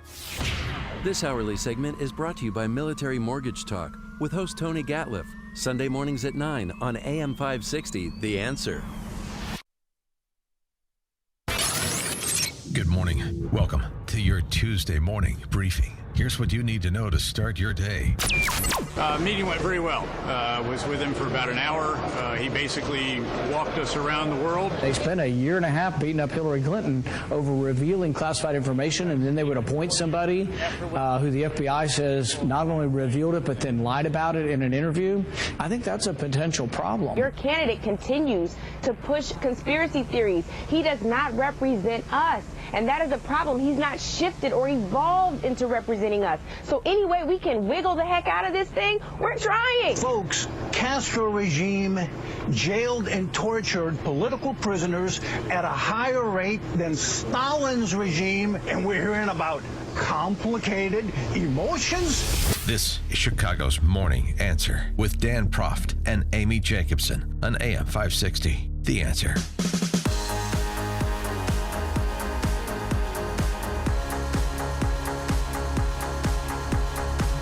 Good morning, Dan and Amy. So that bite you heard at the end of the montage at the top was Humberto Fontova, who is a Cuban author, decrying the whole D.C. press corps, President Obama, Prime Minister Trudeau. Castro had an impact on people. Castro will, history will judge him for his influence. All of this kind of Orwellian vanilla speak about a brutal despot who murdered, depending on your source, CubaArchive.org has it at north of 10,000. Other estimates put it at more like 140,000 of his own people. You heard what Fontova said at the top. This, of course, in conjunction with another despot that's celebrated by the American left, another thug, Che Guevara, who was one of Castro's hatchet men, literally. And, the fascination the left has with totalitarians like Castro is, I want to say it's baffling, but it's not. There's a good piece by Paul Bonicelli from the Acton Institute at thefederalist.com, Why the Left Loves Totalitarians Like Castro. I'll let you get into. But I kind of want to, individualize this a little bit. People who actually know, people who actually lived it, to give you a different perspective than just the statistics. As Stalin said, one death is a tragedy and a million is a statistic. We don't want to dehumanize the victims by just treating them as statistics. One is Louis Tiant, the great major league pitcher for the Red Sox and the Indians. Mm-hmm. He gave an interview with ESPN yesterday. He said Cuba was the country with the most Latin American players in the majors until the regime, Castro, took over and set everything back. It's incredible. All those players that were unable to succeed, so many good ones. When I played, when I left, there were 50 or 60 players as good as me or better than me, and they could never get out. They all stayed there. That's the hardest thing, Tiant continued, because everything in life must have an opportunity to be someone, to be able to do what you love, what you dreamed of as a child. That should not be taken away from anyone. That is what happened. They took away the freedom, the happiness, the dreams that one had as a boy, all you wanted to be and never could. Louis Tiant, baseball great, talking about Castro. Somebody else that's got first-person perspective on this is actually a friend of mine. He is a medical doctor here in the Chicago area. He emergency physician at North Shore University Health System, Evanston Hospital specifically. He's also a clinical associate professor at the University of Chicago Pritzker School of Medicine. And he left Cuba at the age of 12 in 1961, right after the Bay of Pigs, settled with family in New York before making his way to Chicago. And he is Dr. George Del Castillo. George, thanks so much for joining us. Appreciate it. Oh, pleasure. So just give us, I kind of gave the quick synopsis of your background. Give us kind of a real perspective on what you experienced as a kid growing up in Cuba until you were able to get out and get to New York. Well, it was actually a very happy existence in Cuba before Castro, notwithstanding the fact that Batista was a dictator, and the reason Castro got in was because the majority of people in Cuba wanted Batista out. So that's a fact. However, one of the funny things that I remember when Batista was portrayed in the movies, when I would go to the movies as a kid, people would yell "dwarf" about Batista, and people said, "Well, why do you say that?" It's because Batista is a dwarf compared to what Castro has done to our country. So it was just a sort of a funny anecdote at the time. When I was growing up, at age of 10, Castro came into power, and I was clearly amazed by the rapidity of the decline of the Cuban society at that time. Within 6 months, and this is historical, I mean, people actually know these facts. Within 6 months, I mean, Castro decimated the schools, confiscated the farms, the land, And then a year later, that was the agrarian reform. A year later, he started with the urban reform, where he would take properties away from people. If he had any type of property, he would confiscate that and give it to whomever was living there. So there was a cascade of events that occurred within the 2 years that I lived in Cuba after Castro came. Well, then, Doctor, how were you and your family lucky enough to get out of Cuba? Well, it was a very relations, as you might recall, were broken with the United States, I believe, in 1960s. And so the embassy was gone, and the Swiss embassy had taken over. So it was very, very difficult to get a visa to get out. My parents panicked because the schools were confiscated. They were indoctrinating kids at the time, and they were trying to get, kids like me, who were 12 years old, to go out into the field to do the job of teaching the farmers how to read and write. And by the way, let me just take a pause here. A lot of people parrot the health and the literacy in Cuba. When I left Cuba, the literacy rate was about 80%, higher than most countries in Latin America, except maybe Argentina and Chile. And he raised it to maybe 96, 97%. The problem with that is that, as you well know, you can only read what he gave you to read, and even so, that raise of 15 percentage points or 16 percentage points meant that you could actually sign your name and maybe read a very simple text. And that was it. That was the literacy rate. Before that, the 80% was a real literacy rate of compulsory school until grade 6, I believe it was. And the other thing that he did, as most tyrants do, is go after intellectuals or prominent families that dare to criticize the regime. They need to be eliminated, and I mean eliminated. And you had some experience with that, too. Unfortunately, one of my very best friends who lived 2 houses away from me, his father was a prominent lawyer. Within my block, there were 3 people who were shot by Castro, and without trial. And one of the things that was amazing was, he had these kangaroo courts at the very beginning, and people were sort of accepted them because he was cleaning out the Batista regime, so to speak, although the majority of people did not like it. They did not like that beginning. But after that, there was just no trial. They just came, they got you, they put you in jail, and they either had a short trial or had no trial, and they just up against the wall, and they shot you. And this happened to my neighbor's dad.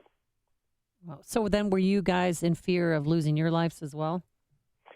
Well, no doubt. There were raids in my neighborhood. I lived in the Miramar neighborhood, which was west of Havana. It was a residential neighborhood, just like any residential neighborhood here in Chicago, Hinsdale, Wilmette, Winnetka, something like that. And they took over homes there of people that left. One of the things that I was talking to Dan one time about was when you left Cuba, they came and they would inventory your house, and they would come back before you left. In other words, you had permission to leave the country. They would inventory your house. They would come back and they would inventory the house again just to make sure that you had not sold or given some things away. And if the inventory was correct, then they allowed you to go. And as you left the house, they put a seal and a lock on the door saying this is the property of the Cuban government now. So there was no sale, there was no bill of sale, there was no right, nothing. And as you're sort of indicating, you came from a prominent family in Cuba, but part of that, the result of that is that you were able to get out, as you said, when you were 12 years old, but your parents weren't until much later. Yeah, my father had been a minister of public works. He was an architect. His father had been in the same position, also an architect, real estate developer. And so it was a known name.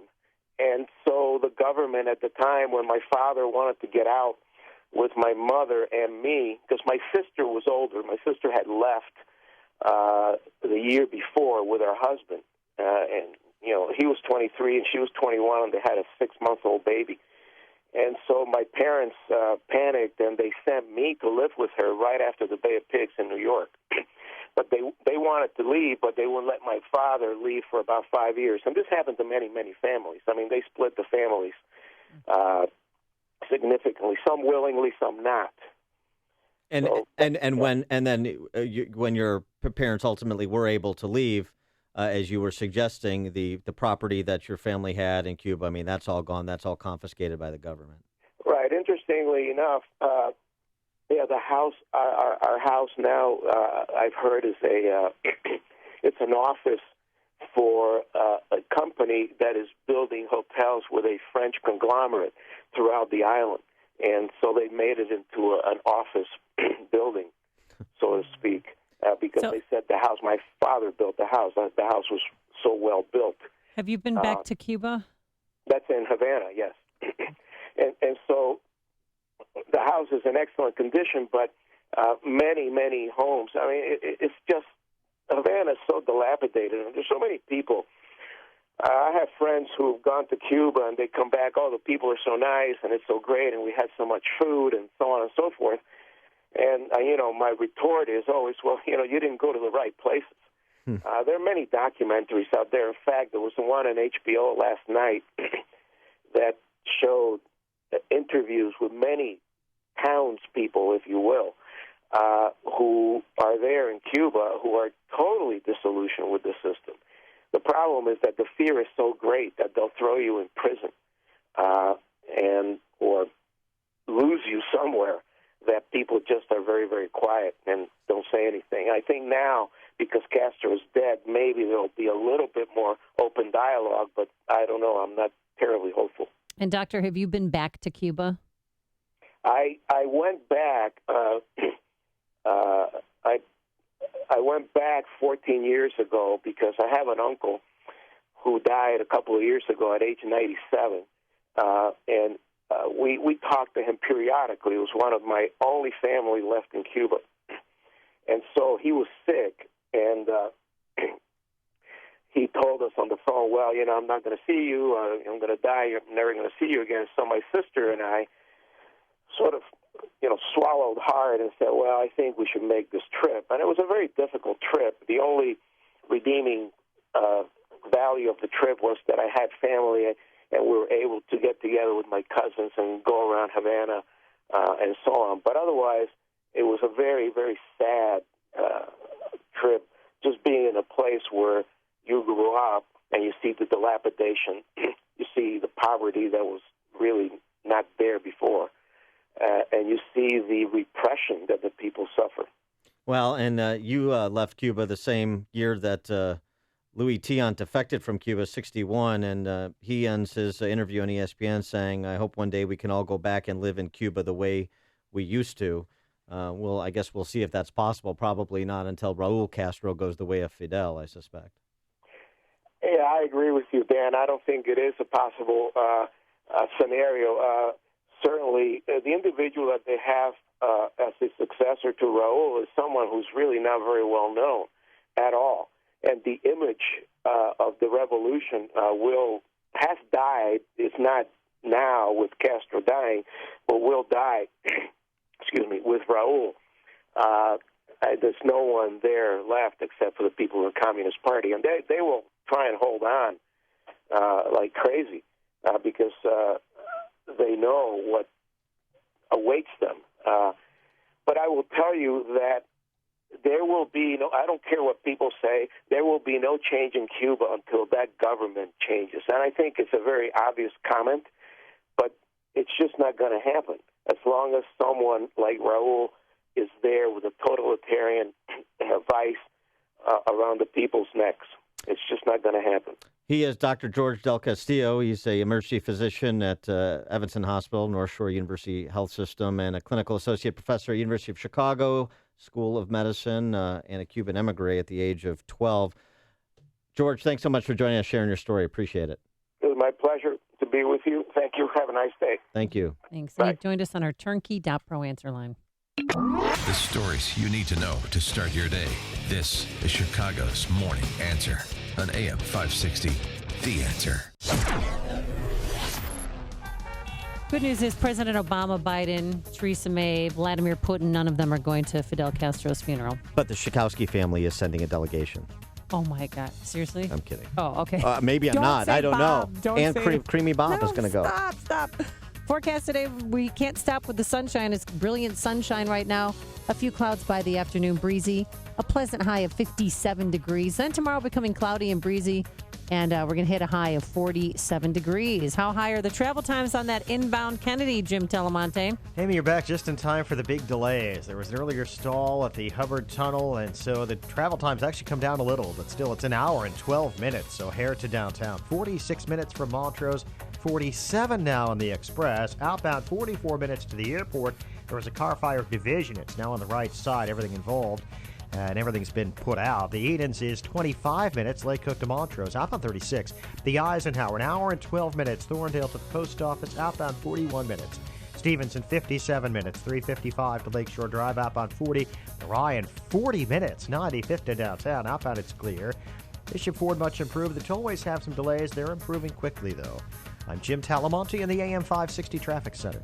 Signature Bank is Chicago's fastest-growing independently owned business bank. It's a bank where relationships still matter. Signature Bank knows your name and your story. I'm Dan Proft, and I know this because Signature Bank is my business bank. I'm Chuck Spaveri, CEO of Spaveri's Custom Counters, a Chicagoland manufacturer of residential and commercial countertops. If there's a local commercial bank who knows how to get a deal done, it's Signature Bank. When my brother and I needed it, Signature Bank came through with a creative financing solution. That's because Signature Bank has experience working with companies like ours, a second-generation, family-owned and operated manufacturer. Our business matters to Signature Bank, and that comes through in every visit and every phone call with their team, right up to the bank's co-founders, Kevin, Mick, and Brian.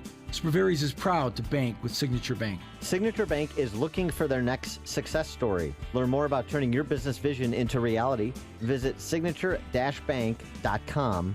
Signature Bank, helping local businesses succeed. Member FDIC, Equal Housing Lender. You've saved for retirement but aren't sure what to do with your savings. You need to make it work for you and make it last. The Alpha Wealth Group has cutting-edge programs designed to help you identify the challenges surrounding retirement.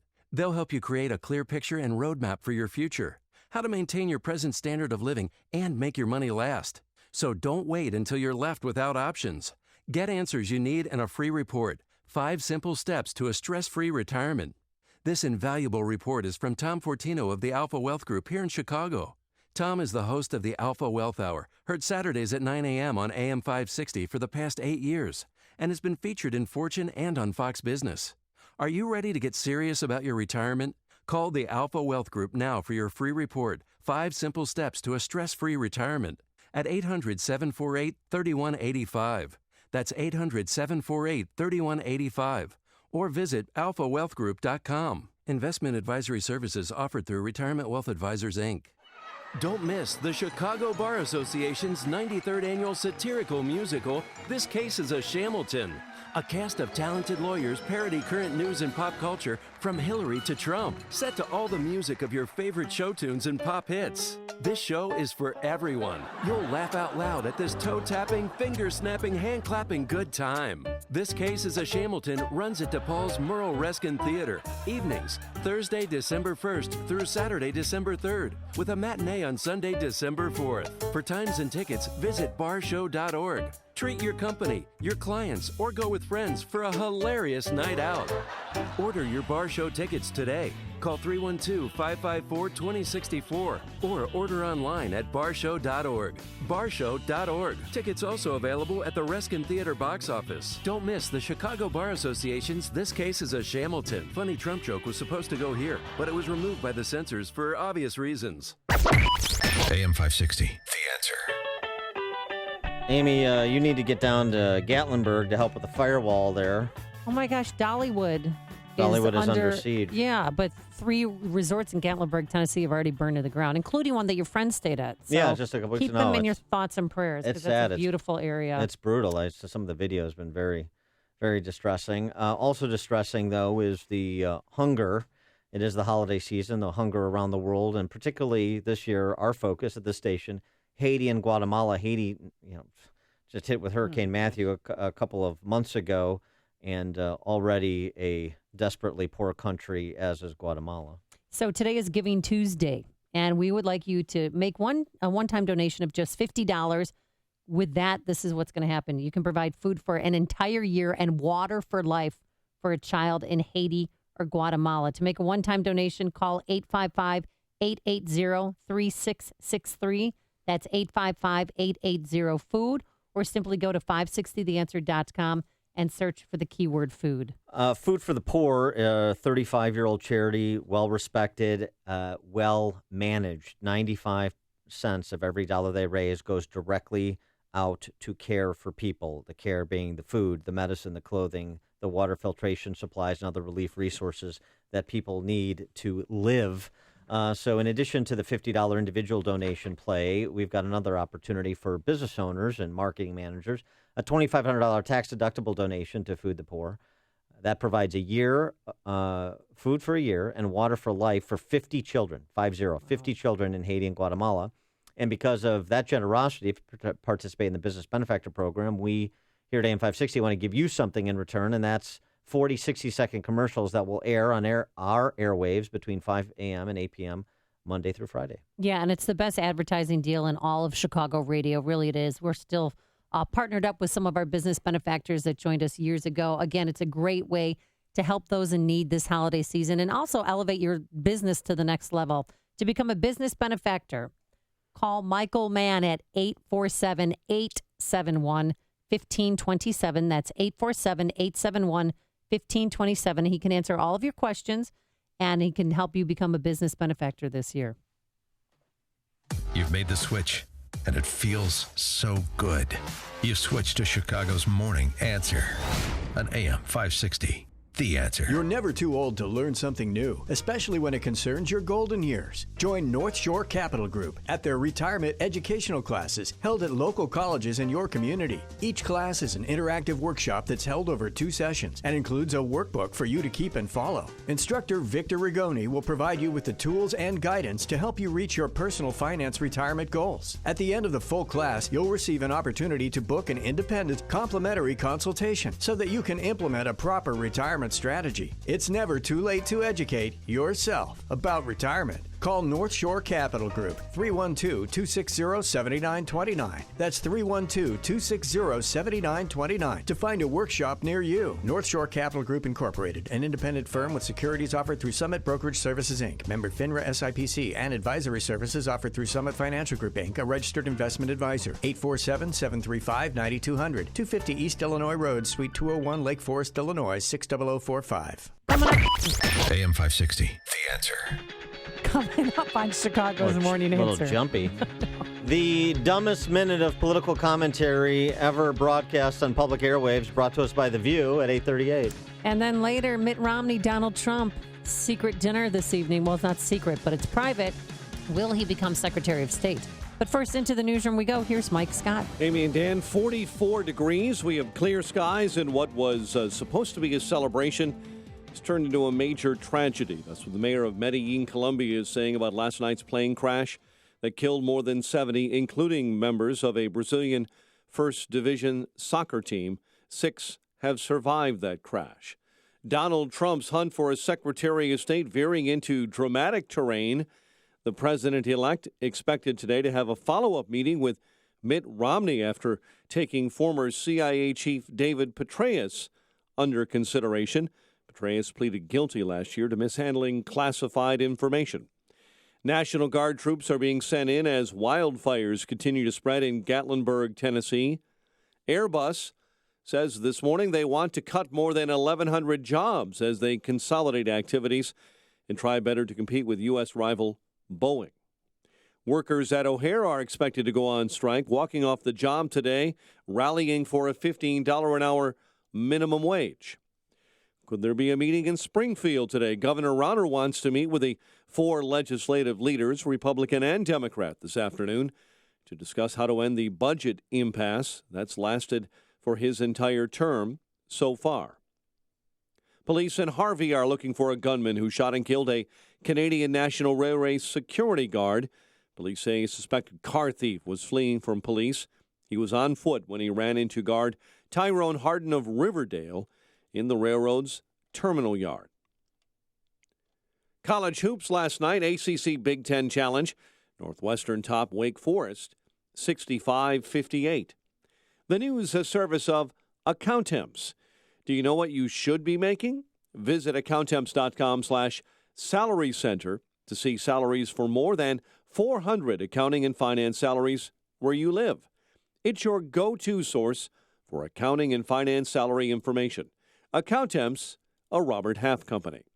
8:35 and a check of traffic and weather on the way next on AM 560. Mike Gallagher explains why some people voted for Trump. I don't want to gloat because it's not. I don't want to hurt people. You know, I'm taking a cue from Donald Trump. You know what he said about Bill and Hillary Clinton? He said, I don't want to hurt them, but she did some pretty bad things. The compassion that he has for people really did shine through. Trump haters don't want to admit that. The Mike Gallagher Show, weekdays at 9, right before Dennis Prager at 11 on AM 560. The Answer. This hourly segment is brought to you by Papa Nicholas Coffee. Papa Nicholas, great coffee, period. Hi, I'm Mary Beth. I had a failed root canal, and it was causing me pain. Dr. Neruzzi took care of my tooth, and I got my implant, and then I had another after that fail, and he did that one as well. And the experience was, they were amazing. It was not painful at all like I thought it was going to be, and I was very, very, very nervous about the whole thing. Nobody enjoys getting, implants or dental work, and I procrastinated, but I had to have it done. And he took me in immediately and took care of it. And he made it really affordable. They're very accommodating to people that cannot afford to have it done. I would recommend Dr. Neruzzi to anybody, and I have given him referrals. My own sister had hers done by him. This is Dr. Neruzzi. I personally guarantee your happiness with your implants. Go to implantsforme.com. For missing teeth, dental implants are wonderful. The advantages are fantastic. Just remember, implantsforme.com. Implantsforme.com. What rights do teachers have regarding prayer? This is Law and Justice with Jay Sekulow. Yes, I work at a school. Are the teachers and adults allowed to pray after instructional time? We were denied, at our luncheon, we were denied the right to pray. And after talking to our instructional supervisor, she told me that she was told that we couldn't pray. Teachers can pray with each other, during their time. If they're in a faculty lunch area, there's no problem there. But you can't have students involved in it as the teacher. That's just not allowed under the Constitution because the teacher's deemed to be a state actor. But there's nothing that prohibits teachers from praying before they eat their meal with each other, as long, again, as not where the students are based. The American Center for Law and Justice is here to defend our religious liberties. Learn more about the American Center for Law and Justice on our website at aclj.org. That's aclj.org. Hi, it's Dan Proft from Chicago's Morning Answer, here to tell you about our 2016 Food for the Poor campaign. We're partnering with Food for the Poor to help raise money to provide food and water to impoverished children and families in Haiti and Guatemala. As you probably know, when Hurricane Matthew rolled through Haiti a few months ago, it decimated a country that was already the poorest nation in the Western Hemisphere. The need right now is overwhelming. Food for the Poor is one of America's largest and most trusted charities. Since 1982, they've been helping the poorest of the poor by directing resources directly to those in the greatest need. And 95 cents of every dollar they receive goes directly to the field, helping children and families. Here's how you can help. A donation of $50 will provide food for a year and water for life for a child in Haiti. $50, that's all it takes to change a life. To make that gift this Christmas season, just call 855-880-3663. That's 855-880-3663. Or go online and visit 560theanswer.com and search for the keyword food. 8:38. Let's get an update on the roads in our AM 560 traffic center. Here is Jim Talamonte. Thanks, Mike. On the inbound 8-inch, things are improving. It's 23 minutes. Lake Hook to Montrose, outbound 29. Kennedy, an hour and 8 minutes. O'Hare to downtown, 39 minutes from Montrose, 26 in the Express. Outbound 40 to O'Hare. In Eisenhower, an hour and 13 minutes. Thorndale to the post office, 56 minutes from Manheim, outbound 39 to Thorndale. Stevenson, an hour and 3 minutes, 3:55 to Lakeshore Drive, outbound 37 minutes. The Ryan, 38 minutes, 95th to downtown. Lakeshore Drive southbound, slow Lawrence to North Avenue at 18th to the Stevenson. Northbound from Stevenson to Jackson. Tri-State southbound heavy approaching 60. Northbound slow LaGrange Road to 31st. And from the Reagan Tollway to North Avenue, eastbound Adams Tollway stop and go at 25 to Barrington Road. And Bussy to the Des Plaines Oasis. Traffic answers when you need them most. I'm Jim Talamonte, AM 560, The Answer. Jim, thank you. Chicago's Morning Answer continues next. Your official Chicagoland weather forecast from the aircomfort.com Weather Center, providing the right climate for business since 1935. Sunshine today, breezy, high 57. Currently 44. Next news at 9. Chicago's Morning Answer with Dan and Amy continues next on AM 560, The Answer. This hourly segment is brought to you by the Alpha Wealth Group, bringing the trilogy of estate, tax, and investment planning together. Visit alphawealthgroup.com for a free report. If you're talking about it, I'll be talking about it. Dennis Prager here. Join me this morning at 11, right here on AM 560, The Answer. Good morning, Dan and Amy. And Outcast. Yeah, I am an outcast. Yes, with a K. So, Amy, it's been a bit of a tough year for women in politics. I mean, not just Hillary Clinton failing to become a head of state. Isn't it time there was a... Isn't it time we had a woman be president? Yeah. Do I sound like her? So it turns out some instructive lessons from around the world about gender identity politics. It used to be, remember, like we need more women to be heads of state because they were less likely to go to war. They're going to talk everything out. And then every woman head of state around that time had gotten into military conflict from Margaret Thatcher to Benazir Bhutto to Golda Meir. Not necessarily illegitimate, but I'm just saying that it's not a criticism of women being presidents or heads of state. It's the issue of gender identity politics that somehow women and men, they're different, but the idea that political pressures, including negative ones, corrupting influences, women are somehow immune from, not exactly playing out in reality. We've had Dilma Rousseff be impeached, the former president of Brazil. Oh, yeah. Cristina Fernandez Kirchner came real close till she got bounced in Argentina. And now the South Korean president, Park Geun-hye.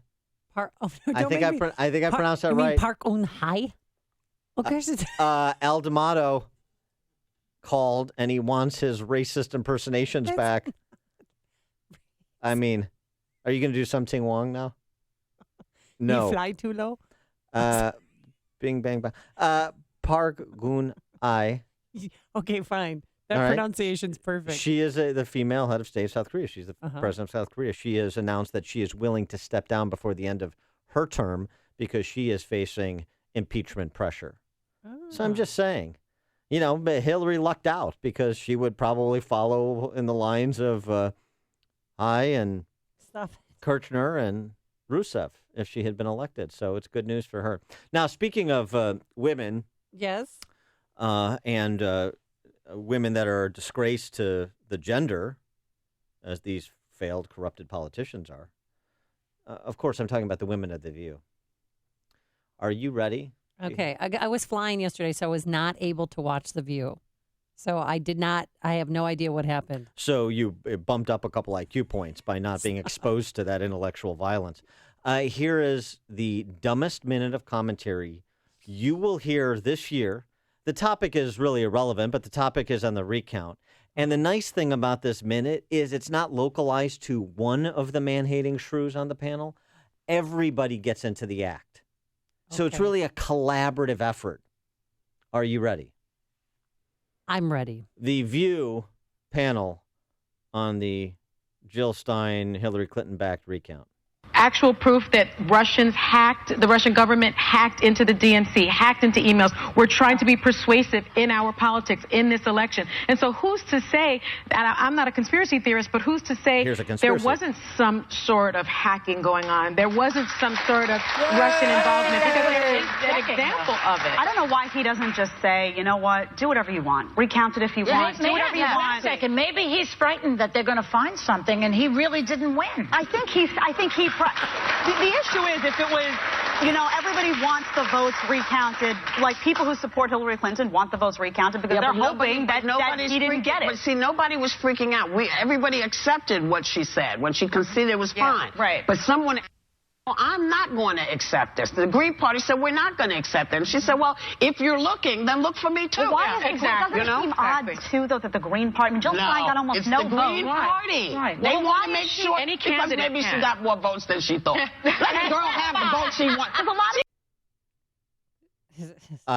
Is it over? I apologize to her. Everybody is dumber after having heard that. I recognize that, but I just thought it was something that you had to hear because I don't have the words to describe it. Maybe he really didn't win, Dan. There are so many conspiracy theories and incorrect statements. Smarter than that. Who is? Sunny Hostin. She's an attorney. No, she's not. It turns out. She was smarter No, than that. I hate to be the bearer of bad news, but it turns out, no, she's no smarter than Whoopi or Joy or I don't know who else is on the show. I think they're all named Whoopi and Joy. They're not all. Sean in Elmwood Park, you're on Chicago's Morning Answer. Well, there's the cure for the Cialis 4-hour erection. But listen, I wanted to go back to the Fidel Castro nonsense. Do you realize in 1962 this man planned to blow up Manhattan with Che Guevara? No one has yet to talk about that. With 5 trucks full of TNT, more dynamite than Osama bin Laden. In fact, Fidel Castro is the original Osama bin Laden, who lived but to hurt the United States. And to see these Marxist gargoyles like Jan Schakowsky or the mysterious millionaire like Little Dick Durbin and every other Marxist wannabe lowlife come out and praise this fraud, this murdering scumbag, it is outrageous. But here's a little something for the Trump Krishnas. You couldn't burn the Cuban flag in Fidel's world either. See, because he had a twisted sense of patriotism and fascism. So let's start to recognize what totalitarian collectivism is. Yeah, wake up all right, shut Sean. up. Yeah, Sean. Yeah, let's not go down the rabbit hole of making comparisons to Castro. Not at this stage. I don't think a tweet is comparable to what we're talking about here. But to the earlier point when Sean from Elmwood Park had a moment of clarity there, which is fun because it doesn't happen a lot. Oh, you stop. Be nice. He about the plot to blow up Manhattan. With Che Guevara. And then there's this, and I read this in part yesterday, but it bears repeating. A October 30th, 1962 letter from Russian Tsar Khrushchev to Fidel Castro. In your cable of October 27, you proposed that we be the first to carry out a nuclear strike against the enemy's territory. Naturally, you understand where that would lead us. It would not be a simple strike, but the start of thermonuclear world war. Dear comrade Fidel Castro, I find your proposal to be wrong, even though I understand your reasons. He was advocating nuclear war. And this is somebody that left us in Oak Park, that made the village of Oak Park a nuclear-free zone, and all these other goofballs from the D.C. press corps that have been talking about the complicated nature of the Castro record. He advocated nuclear war in addition to the atrocities he actually carried out. And the left has a habit of rationalizing evil. I mean, Black Lives Matter wrote on their Facebook page a letter about Fidel Castro. We're feeling many things as we awaken to a world without Fidel Castro. Please, I mean, come on. I don't understand that they don't see that he was a murderous dictator. Connect with Dan and Amy using the AM 560 mobile app. Download it today at 560theanswer.com/mobile. All right, plenty of sunshine today. A few high clouds by this afternoon. It will be breezy, though, a high of 57 degrees. And tomorrow, cloudy and breezy. Temperature more toward average for this time of year, a high of 47 degrees. Let's get the latest on the roadways. And Jim Talamonte, I don't know if you heard, they're proposing toll booths on the Eisenhower Expressway. Yeah, where else, Amy? They're going to toll us and tax us wherever they can, it seems. And right now, it's heavy on that inbound Eisenhower. An hour and 13 minutes remains the travel time from Thorndale to downtown. There were earlier crashes and stalls. It's 56 minutes from Manheim to Burn Circle. Imagine adding tolls to that mess. Outbound 39 minutes post office to Thorndale. Inbound Kennedy, big delays start at Austin. An hour and 8 minutes O'Hare to downtown. 39 minutes from Montrose, 26 in the Express. Outbound, it's 40 to the airport. Eden's 23 minutes, Lake Hook to Montrose, outbound 29. The Stevenson, 57 minutes, 3:55 to Lakeshore Drive. The Ryan, it's 38 minutes, 95 to downtown. Tri-State southbound slow from Oak Plain to Atkinson. Northbound, still pretty heavy with the delays coming between LaGrange Road and 31st. And Reagan Tollway to North Avenue. Veterans Memorial slow, 75th at the Reagan Tollway, and from the Army Trail Toll to 290. I'm Jim Talamonte of the AM 560 Traffic Center. Balance of Nature's fruits and veggies. I had some ulcer issues on my leg that I had from Vietnam. it would erupt on occasion of periods of stress. When I was taking juices, these ulcers had disappeared, but I was not able to get good quality fruits and vegetables to make good juices. And, these ulcers came back. But since I've been taking the fruit and the veggie capsules, these ulcers again have subsided. Good health is only a phone call away. What are you waiting for? Don't miss your opportunity to get a free month supply of Balance of Nature. Call 1-800-2468-751. That's 1-800-2468-751. Or go online to balanceofnature.com. Use promo code CHICAGO. If you run a business, whether you're in plumbing, HVAC, or construction, you know that commercial vans aren't one size fits all. Some vans are too small. We're gonna have to make 2 trips. Others too big. Watch the top! Watch the top! You need a van that's just right. That's where the Mercedes-Benz Metris comes in. It's the only available mid-size commercial van with unmatched safety features, a 2,500 2-pound payload, and enough cargo space to hold over 60 sheets of 4x8 drywall. It's big enough for the job, yet it's small enough to fit in your garage. It has a service interval of up to 15,000 miles and the highest residual value in its class, according to ALG. We won't give you a one-size-fits-all van. We'll do you one better, a commercial van that's sized just right for you. The 2016 midsize Metris. Mercedes-Benz. Vans born to run. Are you a business owner or manager who wants your facility to be more locked down? Do you occasionally need to limit access to your building from certain employees at certain times? Turn to Access Master, a proud supporter of AM 560 and Feed the Children. Access Master makes managing access to your facility easy. Whether you need to control access at a single entrance or to all your doors, Access Master will work with you to develop a plan customized for your business security needs. Everyone in your organization can have their own unique access profile to allow them access at certain times of days at various entrances. You can even monitor when employees are on site and receive an email or text notification in real time if employees need to enter your facility after hours. Business owners and managers, make an appointment to review options for controlling access to your facility. Contact Access Master today to help control access to your facilities. Call 800-321-2850. That's 800-321-2850. Please mention this ad. AM 560, The Answer. Dan and Amy in a big country like this. We get divergent views, and so you heard the dumbest minute of political commentary you'll hear all year just a minute ago from the Magpies on The View. Tonight at Evanston Library. Oh, yes. The People's Republic of Evanston. I've been invited to give a little discussion on the election results, 7 to 9 p.m. at Evanston Library, if you want to come by for my lecture on the election results. On the fourth floor? I don't know. I don't know what floor. Well, I'm sure there'll be a sign, a placard up front telling us where to go. My security detail will be present, so just follow them. Well, we got to take Jim and Mokina. This is potentially an interesting story here. Yeah, it's very fascinating. I had no idea. Jim in Mokina, you were on a flight that was hijacked to Cuba. Is that right?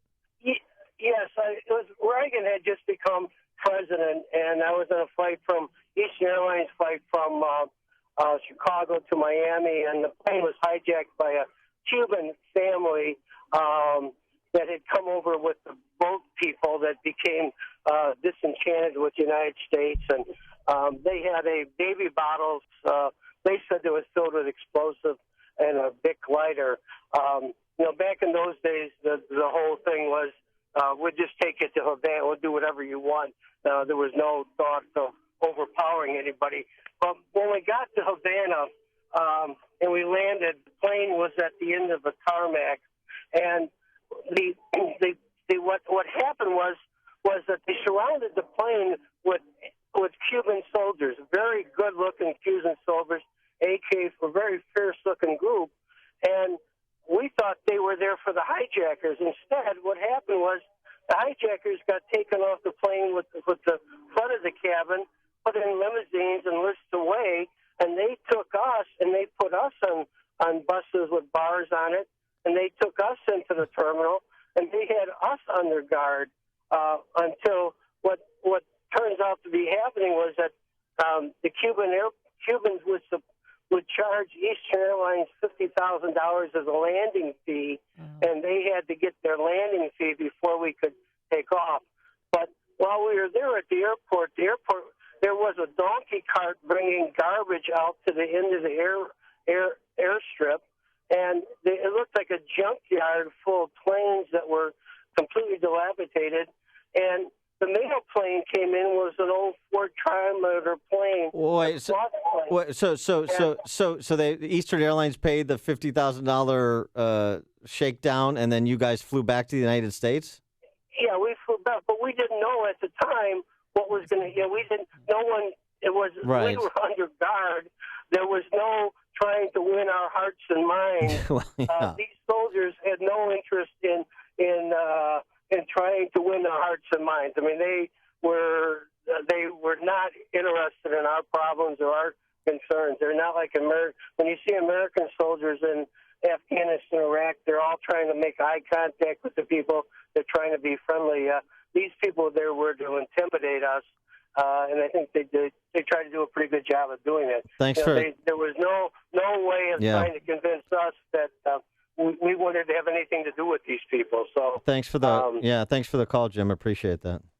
A storm is on the horizon, and you need to keep the lights on no matter what. Your business relies on the power being on 24/7. It's the lifeblood of your data and computer systems. Weather-related outages from the power company are not acceptable. Your need for a source of power that's reliable 24/7, along with round-the-clock service that can dispatch technicians to your site immediately, is mission critical. Your business needs Charles Equipment Energy Systems on speed dial. These are the big boys, not residential or solar, but reliable industrial generators for emergency backup or events. When you need more than a 100-foot extension cord plugged into a small engine generator, call Charles Equipment Energy Systems. They keep the lights on with rental generators for job sites or power outages. Stay warm this winter. Plan ahead. Call now to prepare generators for winter storms and potential power outages. Call 630-834-6000. That's 630-834-6000 or charlesequipment.com. charlesequipment.com. No matter what type of business you're in,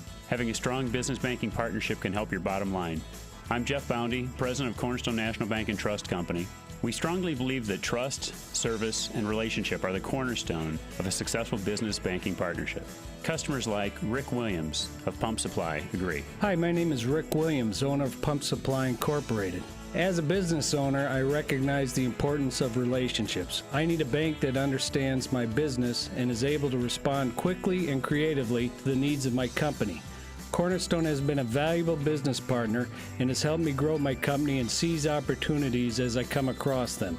Whether it's providing a line of credit or financing the acquisition of equipment or real estate, Cornerstone has been there for me every step of the way. Thanks, Rick. Please visit cornerstonenb.com, or I invite you to give me a call at 847-654-3000 to explore a business banking partnership. Equal Opportunity Lender. Member FDIC. On AM 560 The Answer, we talk about the important issues that affect your world. Things like the economy, education, and foreign policy. There's always so much going on in the news that we don't always have the time to focus in and talk about the big ideas behind the important issues. Enter Upstream Ideas online at upstream-ideas.com. Upstream Ideas, in partnership with the Illinois Policy Institute, provides the kind of information that informs the policy discussions happening here on AM 560. At Upstream Ideas, you'll broaden the debate, move beyond partisan assumptions, and challenge accepted beliefs. Upstream Ideas goes against the current and thinks upstream. Go online now at upstream-ideas.com. That's upstream-ideas.com. You'll be armed with new information and fresh perspectives to help encourage you to make the state of Illinois and the United States of America a bit freer, a bit more just, and a bit more civilized. Upstream-ideas.com. Oh, I'm reading all about these flights that were